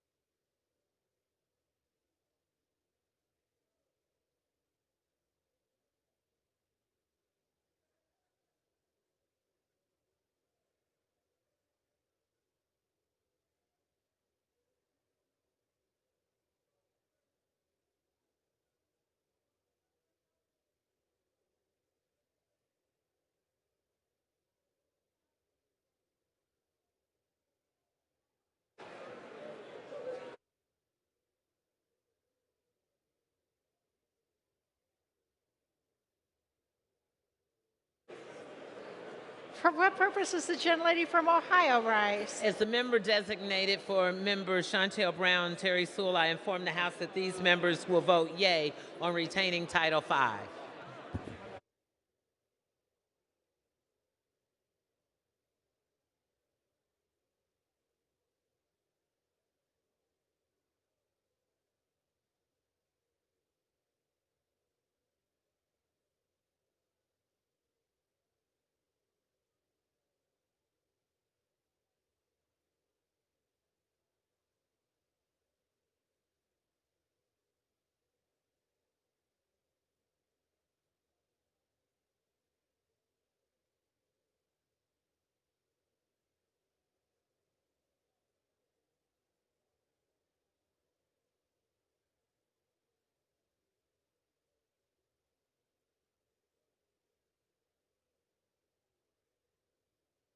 The yeas are 233, the nays are 194. The title is retained.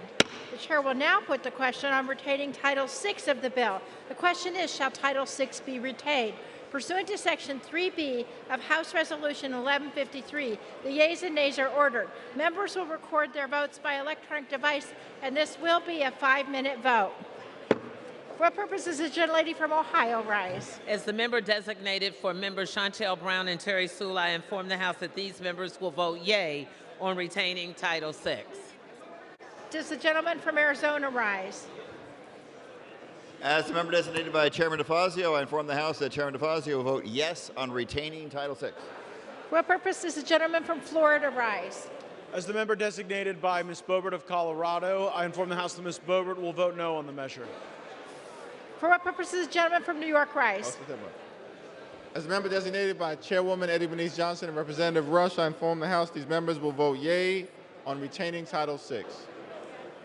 For what purpose does the gentleman from Ohio rise? As a member designated by Mr. Bashan of Indiana, I inform the House that Mr. Bashan will vote nay on Title VI of H.R. 7910. For what purpose does the gentlelady from Delaware rise?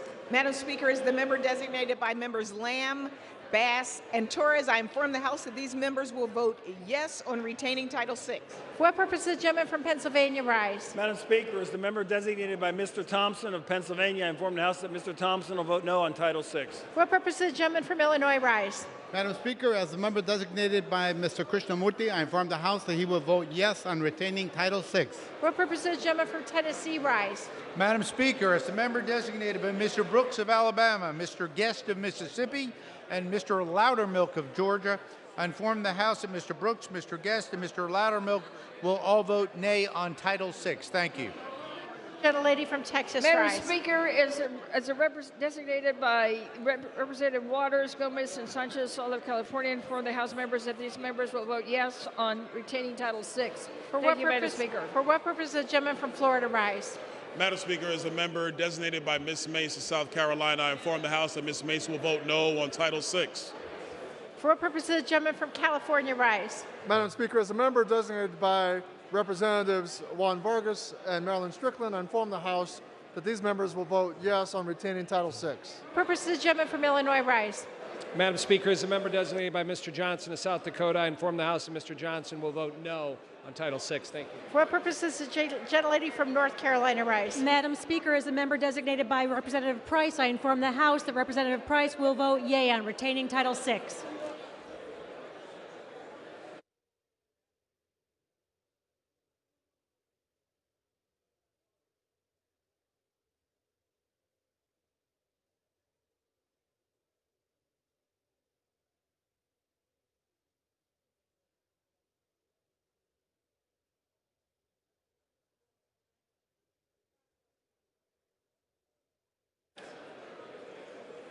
For what purpose does the gentlelady from Florida rise? Madam Speaker, as the member designated by Mr. Christ and Ms. Frankel of Florida, I inform the House that these members will vote yea on retaining Title VI.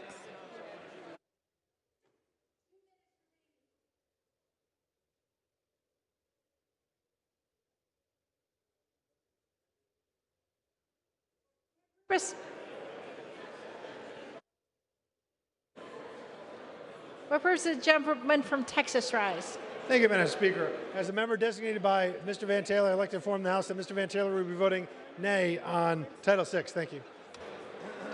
For what purpose does the gentleman from California rise? Madam Speaker, as member designated by Ruiz, Cardenas, and Swalwell, I inform the House that these members will vote yes on Title VI.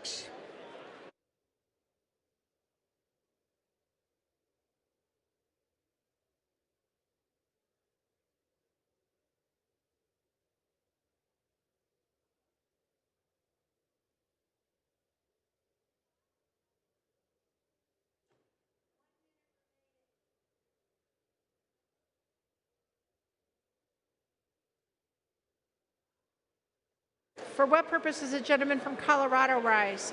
As a member designated by Ms. Ledger-Fernandez, Ms. Wilson, and Mr. Moulton, I inform the House that these members will vote yea on retaining Title VI.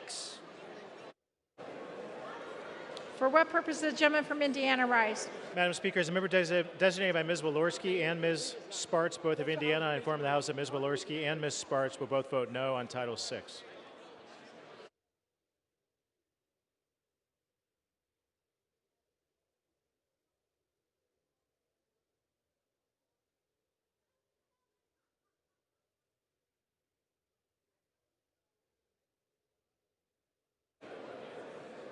For what purpose does the gentleman from New Jersey rise? Madam Speaker, as the member designated by Ms. Ann Kirkpatrick, Mr. Donald Payne, Mr. Albio Series, and Mr. Peter Welch, I inform the House that these members will vote yes on retaining Title VI.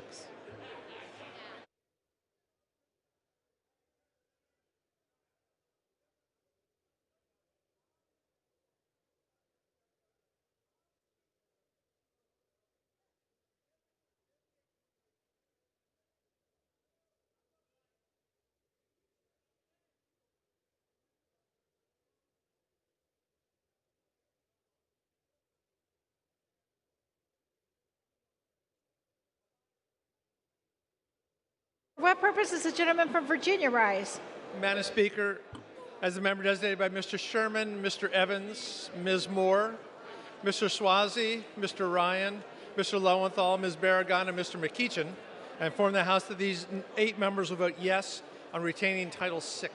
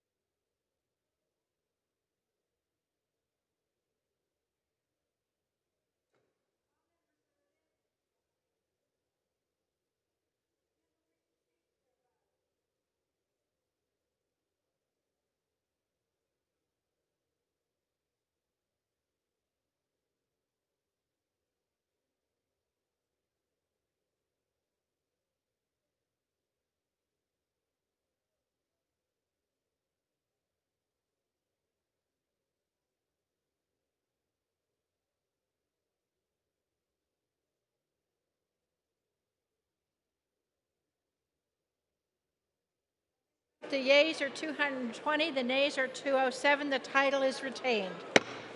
Chair will now put the question on retaining Title VII of the bill. The question is, shall Title VII be retained? Pursuant to Section 3B of House Resolution 1153, the yeas and nays are ordered, and members will record their votes by electronic device. Again, this will be a 5-minute vote. For what purpose does the gentlelady from Texas rise? Madam Speaker, as a member designated by Representative Waters, Gomez, and Sanchez of California, I inform the House that these members will vote yes on retaining Title VII. For what purpose does the gentlelady from North Carolina rise? As the member designated by Mr. Price, I inform the House that Mr. Price will vote yea on retaining Title VII. For what purpose does the gentleman from Texas rise? Thank you, Madam Speaker. As a member designated by Mr. Van Taylor, I'd like to inform the House that Mr. Van Taylor will be voting yea on Title VII. Thank you. For what purpose does the gentlelady from Florida rise? Madam Speaker, as the member designated by Mr. Christ and Ms. Frankel of Florida, I inform the House that these members will vote yea on retaining Title VII. For what purpose does the gentleman from Ohio rise? As a member designated by Mr. Bashan of Indiana, I inform the House that Mr. Bashan will vote yes on Title VII of H.R. 7910. For what purpose does the gentleman from Florida rise? Designated by Ms. Mace of South Carolina, I inform the House that Ms. Mace will vote yes on Title VII. For what purpose does the gentleman from California rise? As a member designated by Representatives Juan Vargas and Marilyn Strickland, I inform the House that these members will vote yes on retaining Title VII. For what purpose does the gentleman from Tennessee rise? Madam Speaker, as a member designated by Mr. Brooks of Alabama and Mr. Guest of Mississippi, Mr. Loudermilk of Georgia, I inform the House that Mr. Brooks, Mr. Guest, and Mr. Loudermilk all will vote yea on Title VII. For what purpose does the gentleman from New Jersey rise? Madam Speaker, as the member designated by Mr. Albio Series, Mr. Donald Payne, Ms. Ann Kirkpatrick, and Mr. Peter Welch, I inform the House that these members will vote yes on retaining Title VII. For what purpose does the gentleman from Pennsylvania rise? Madam Speaker, as the member designated by Mr. Thompson of Pennsylvania, I inform the House that Mr. Thompson will vote no on Title VII. For what purpose does the gentleman from New York rise? As a member designated by Chairwoman Eddie Bernice Johnson and Representative Bobby Rush, I inform the House these members will vote yea on retaining Title VII. For what purpose does the gentleman from Florida rise? Madam Speaker, as the member designated by Ms. Boebert of Colorado, I inform the House that Ms. Boebert will vote aye on the measure. Does the gentleman from California rise? Madam Speaker, as member designated by Congress members Ruiz, Cardenas, and Swalwell, I inform the House that these members will vote yes on retaining Title VII. For what purpose does the gentleman from Arizona rise? As the member designated by Chairman DeFazio, I inform the House that Chairman DeFazio will vote yes on retaining Title VII.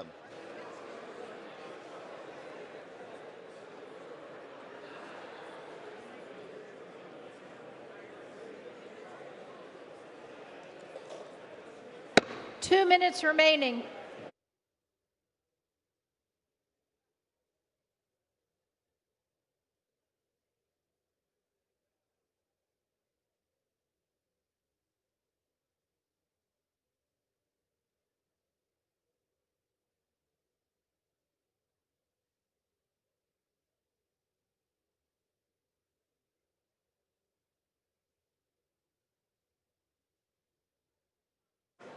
For what purpose does the gentleman from Indiana rise? Madam Speaker, as a member designated by Ms. Walorski of Indiana, I inform the House Ms. Walorski will vote no on Title VII, and as a member designated by Ms. Sparts of Indiana, I inform the House that Ms. Sparts will vote yes on Title VII. For what purpose does the gentlelady from Delaware rise? Madam Speaker, as the member designated by members Bass, Torres, and Lamb, I inform the House that these members will vote yes on retaining Title VII.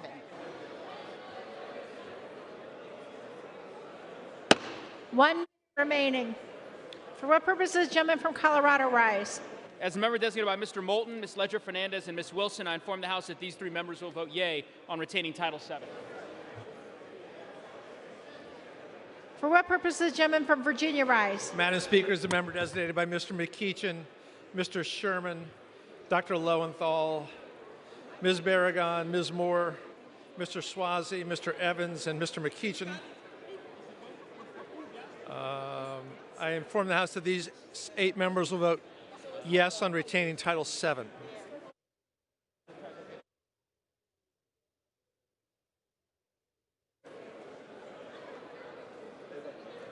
Okay.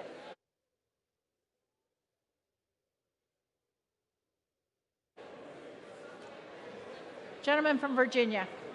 Madam Speaker, as a member designated by Mr. Ryan of Ohio, I inform the House that he will vote yes on retaining Title VII.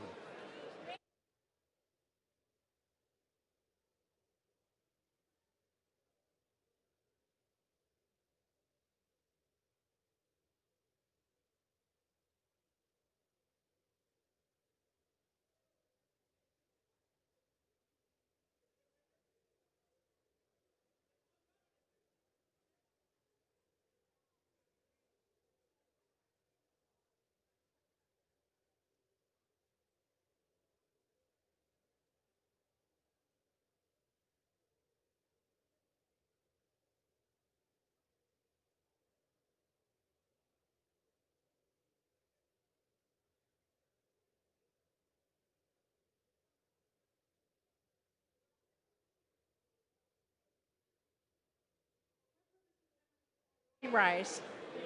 As the member designated by Mr. Johnson of South Dakota, I inform the House that Mr. Johnson will vote yes on Title VII. Thank you. Okay, so it's good. Purposes, the gentlelady from Ohio rise. As the member designated by members Chantel Brown and Terry Sewell, I inform the House that these members will vote yea on retaining Title VII.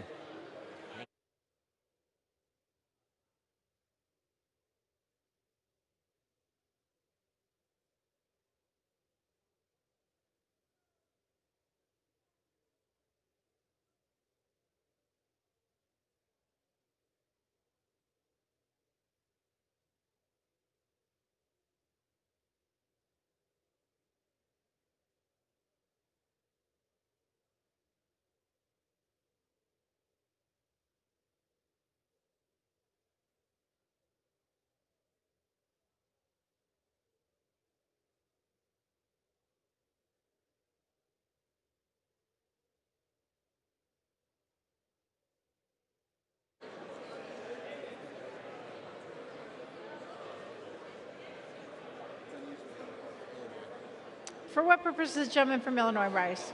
Madam Speaker, as a member designated by Mr. Krishnamurti of Illinois, I inform the House that Mr. Krishnamurti will vote yes on retaining Title VII.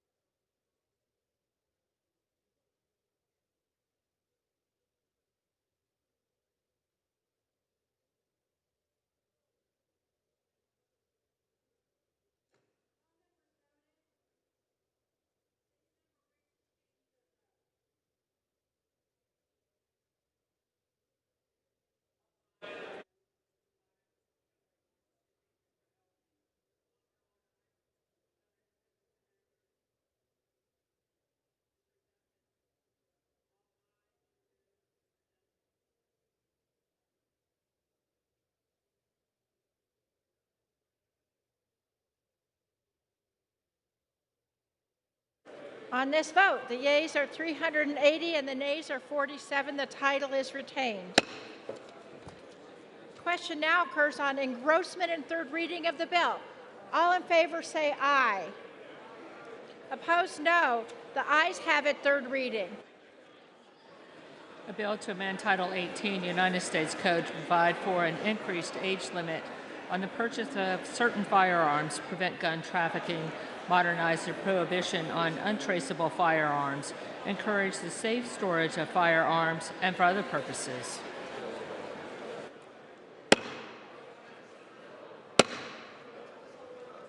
House will come to order.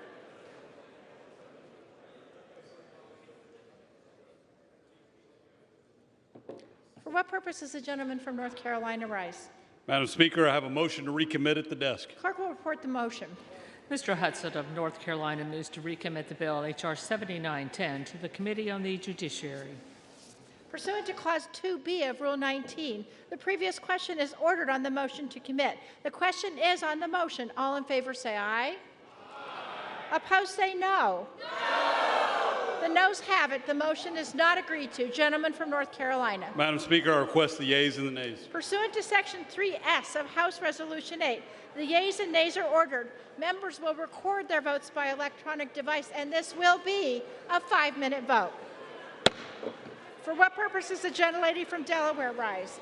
Madam Speaker, as the member designated by members Bass, Lamb, and Torres, I inform the House that these members will vote no on the motion to recommit. For what purpose does the gentleman from Florida rise? Madam Speaker, as a member designated by Ms. Mace of South Carolina, I inform the House that Ms. Mace will vote yes on the motion to recommit. For what purpose does the gentleman from Colorado rise? Madam Speaker, as the member designated by Ms. Wilson, Ms. Ledger-Fernandez, and Mr. Moulton, I inform the House that these three members will vote no on the motion to recommit. For what purpose does the gentleman from Ohio rise? As a member designated by Mr. Bashan of Indiana, I inform the House that Mr. Vashon will vote yes on the motion to recommit For what H.R. purpose does the gentleman from Illinois rise? As the member designated by Mr. Krishnamurti of Illinois, I inform the House that he will vote no on the motion to recommit. For what purpose does the gentleman from Pennsylvania rise? Madam Speaker, as the member designated by Mr. Thompson of Pennsylvania, I inform the House that Mr. Thompson will vote yes on the motion to recommit. For what purpose does the gentlelady from North Carolina rise? Madam Speaker, as the member designated by Mr. Price, I inform the House that Mr. Price will vote nay on the motion to recommit. For what purpose does the gentleman from Florida rise? Madam Speaker, as the member designated by Ms. Boebert of Colorado, I inform the House that Ms. Boebert will vote no on the motion to recommit. For what purpose does the gentleman from Virginia rise? Madam Speaker, as the member designated by Mr. Ryan, Mr. Sherman, Mr. Swazi, Dr. Lowenthal, Mr. Evans, Ms. Moore, Ms. Barragan, and Mr. McEachin, I inform the House that these members will vote no on the motion to recommit. For what purpose does the gentleman from Indiana rise? Madam Speaker, as a member designated by Ms. Sparts and Ms. Walorski of Indiana, I inform the House that Ms. Sparts and Ms. Walorski will both vote yes on the motion to recommit. For what purpose does the gentlelady from Ohio rise? As the member designated by members Chantel Brown and Terry Sewell, I inform the House that these members will vote nay on the motion to recommit. For what purpose does the gentleman from Tennessee rise? Madam Speaker, as the member designated by Mr. Brooks of Alabama, Mr. Guest of Mississippi, Mr. Loudermilk of Georgia, I inform the House that Mr. Brooks, Mr. Guest, and Mr. Loudermilk will all vote yea on the motion to recommit. Thank you. For what purpose does the gentleman from Arizona rise? As the member designated by Chairman DeFazio, I inform the House that Chairman DeFazio will vote no on the motion to recommit. For what purpose does the gentleman from Illinois rise? Madam Speaker, as the member designated by Mr. Johnson of South Dakota, I inform the House that Mr. Johnson will vote yes on the motion to recommit. Thank you.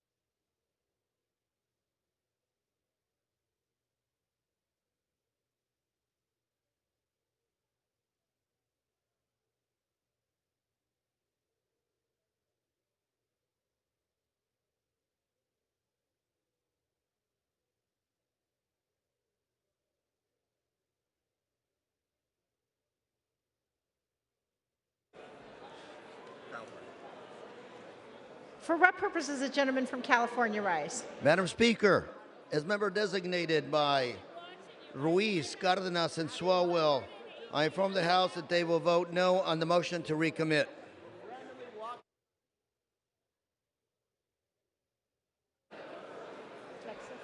For what purpose does the gentleman from Texas rise?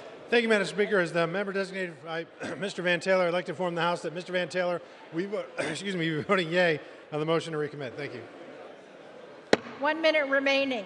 For what purpose does the gentleman from Newark rise? As the member designated by Chairwoman Eddie Bernice Johnson and Representative Bobby Rush, I inform the House these members will vote no on the motion to recommit. For what purpose does the gentlelady from Texas rise? Madam Speaker, as a member designated by Representative Waters, Gomez, and Sanchez, I inform the House that the members will vote no on the motion to recommit. For what purpose does the gentleman from New Jersey rise? Madam Speaker, as the member designated by Mr. Albio Series, Ms. Ann Kirkpatrick, Mr. Peter Welch, and Mr. Donald Payne, I inform the House that these members will vote no on the motion to recommit. For what purpose does the gentleman from California rise? Madam Speaker, as the member designated by Marilyn Strickland and Juan Vargas, I inform the House that these members will vote no on the motion to recommit. For what purpose does the gentlelady from Florida rise? Madam Speaker, as the member designated by Mr. Christ and Ms. Frankel of Florida, I inform the House that these members will vote nay on the motion to recommit.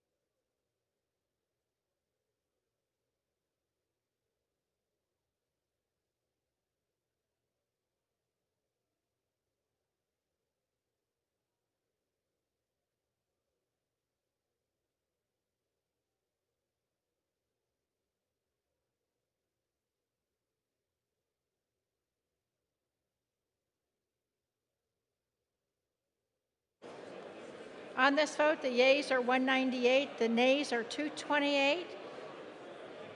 The motion is not adopted. The question now occurs on passage of the bill. All in favor say aye. Opposed say no. The ayes have it. Gentleman from Ohio. Madam Speaker, I ask for the yeas and nays. Pursuant to Section 3S of House Resolution 8, the yeas and nays are ordered. Members will record their votes by electronic device. This will be a 5-minute vote. For what purpose does the gentlelady from Delaware rise? Madam Speaker, as the member designated by members Torres, Bass, and Lamb, I inform the House that these members will vote yes on H.R. 7910. For what purpose does the gentleman from Florida rise? Madam Speaker, as the member designated by Ms. Mason, South Carolina, I inform the House that Ms. Mason will vote no on H.R. 7910. For what purpose does the gentleman from New Jersey rise? Madam Speaker, as the member designated by Mr. Albio Series, Mr. Donald Payne, Ms. Ann Kirkpatrick, and Mr. Peter Welch, I inform the House that these members will vote yes on H.R. 7910. For what purpose does the gentleman from Ohio rise? As a member designated by Mr. Bashan of Indiana, I inform the House that Mr. Bashan will vote nay on H.R. 7910. For what purpose does the gentleman from California Madam rise? Speaker, as member designated by Congress members Ruiz, Cardenas, and Swalwell, I inform the House that these members will vote yes on H.R. 7910. For what purpose does the gentleman from Illinois rise? Madam Speaker, as the member designated by Mr. Johnson of South Dakota, I inform the House that Mr. Johnson will vote no on H.R. 7910. Thank For you. what purpose does the gentlelady from Texas rise? As the member designated by Chairwoman Waters, Representative Gomez, and Sanchez of California, I inform the House that these members will vote yes on H.R. 7910. For what purpose does the gentleman from Pennsylvania rise? Madam Speaker, as the member designated by Mr. Thompson of Pennsylvania, I inform the House that Mr. Thompson will vote no on H.R. 7910. For what purpose does the gentleman from California rise? Madam Speaker, as the member designated by Representatives Strickland, Marilyn Strickland, and Juan Vargas, I inform the House that these members will vote yes on H.R. 7910. What purpose does the gentleman from Florida rise? Madam Speaker, as the member designated by Ms. Boebert of Colorado, I inform the House that Ms. Boebert will vote no on the measure.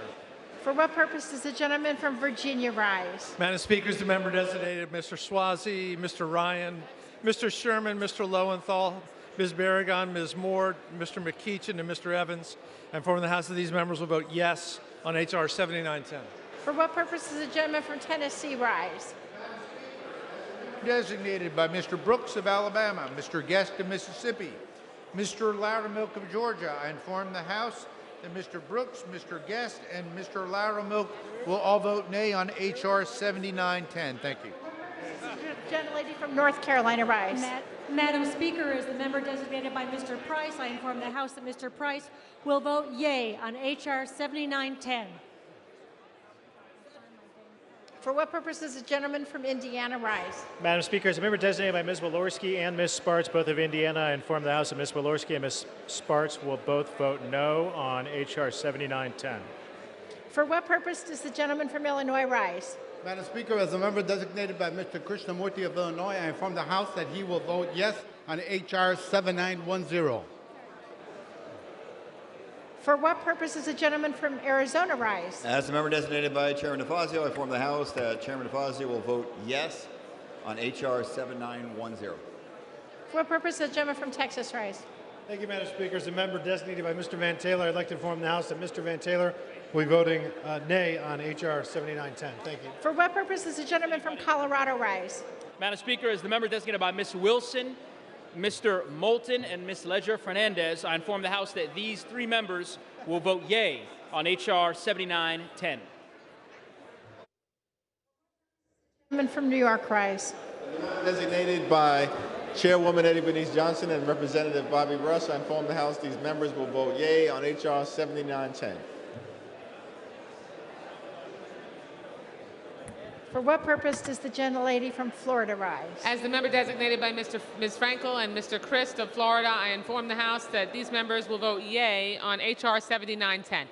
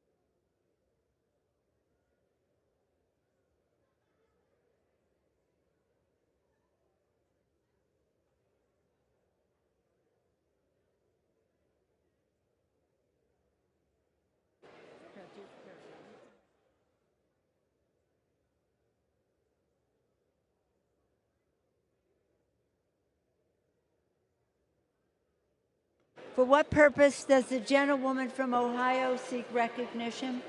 As the member designated by members Terry Sewell and Chantel Brown, I inform the House that these members will vote yes on H.R. 79110.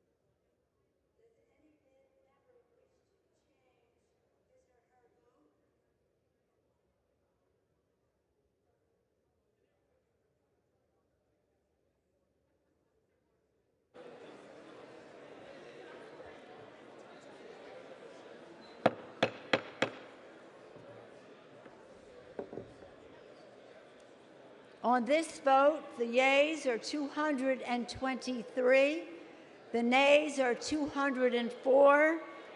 The bill is passed. Without objection, a motion to reconsider is laid upon the table.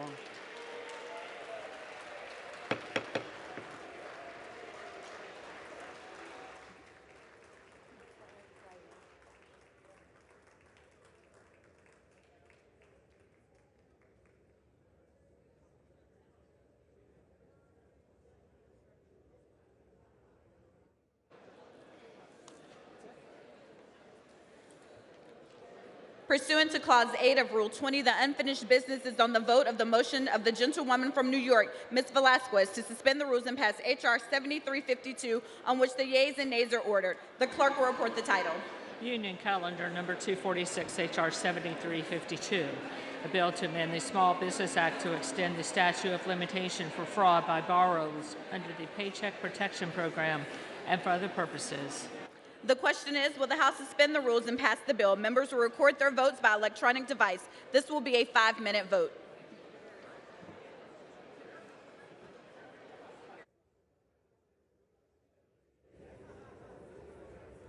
For what purpose does the gentlewoman from Delaware seek recognition?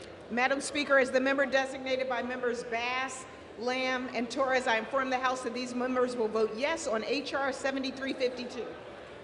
For what purpose does the gentleman from Ohio seek recognition? As a member designated by Mr. Bashan of Indiana, I inform the House that Mr. Bashan will vote yea on H.R. 7352. For what purpose does the gentleman from California seek recognition? Madam Speaker, as member designated by Ruiz, Cardenas, and Swalwell, I inform the House that these members will vote yes on H.R. 7352. For what purpose does the gentleman from Pennsylvania seek recognition? Madam Speaker, as the member designated by Mr. Thompson of Pennsylvania, I inform the House that Mr. Thompson will vote yes on H.R. 7352. For what purpose does the gentlewoman from Texas seek recognition? Madam Speaker, as a member designated by Chairwoman Waters, Representative Gomez, and Sanchez, all of California, I inform the House that these members will vote yes on H.R. 7352. Thank you, Madam Speaker. For what purpose does the member from Florida seek recognition? Madam Speaker, as the member designated by Ms. Boebert of Colorado, I inform the House that Ms. Boebert will vote yea on H.R. 7352. For what purpose does the gentleman from New York seek recognition? As the member designated by Chairwoman Eddie Bernice Johnson and Representative Rush, I inform the House these members will vote yea on H.R. 7352. For what purpose does the gentleman from Tennessee seek recognition? Madam Speaker, as the member designated by Mr. Brooks of Alabama, Mr. Guest of Mississippi, and Mr. Loudermilk of Georgia, I inform the House that Mr. Brooks, Mr. Guest, and Mr. Loudermilk will all vote yea on H.R. 7352. Thank you. For what purpose does the gentleman from California seek recognition?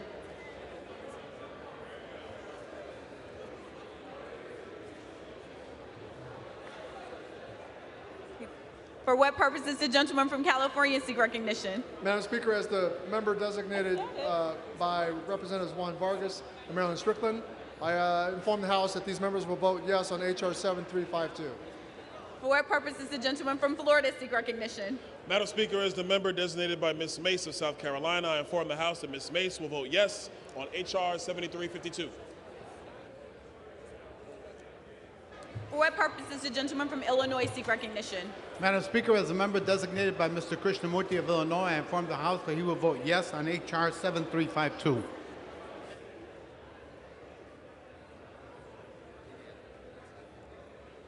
For what purpose does the gentleman from Indiana seek recognition?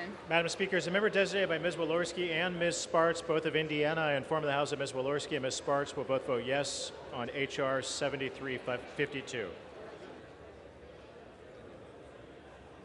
For what purpose does the gentleman from Virginia seek recognition? Madam Speaker, as a member designated by Mr. Neal, Ms. Moore, Mr. Evans, Mr. McEachin, Ms. Barragan, Dr. Lowenthal, Mr. Sherman, Mr. Ryan, and Mr. Swazi. I inform the House that these 9 members will vote yes on H.R. 7352. For what purpose does the gentleman from Illinois seek recognition? Madam Speaker, as the member designated by Mr. Johnson of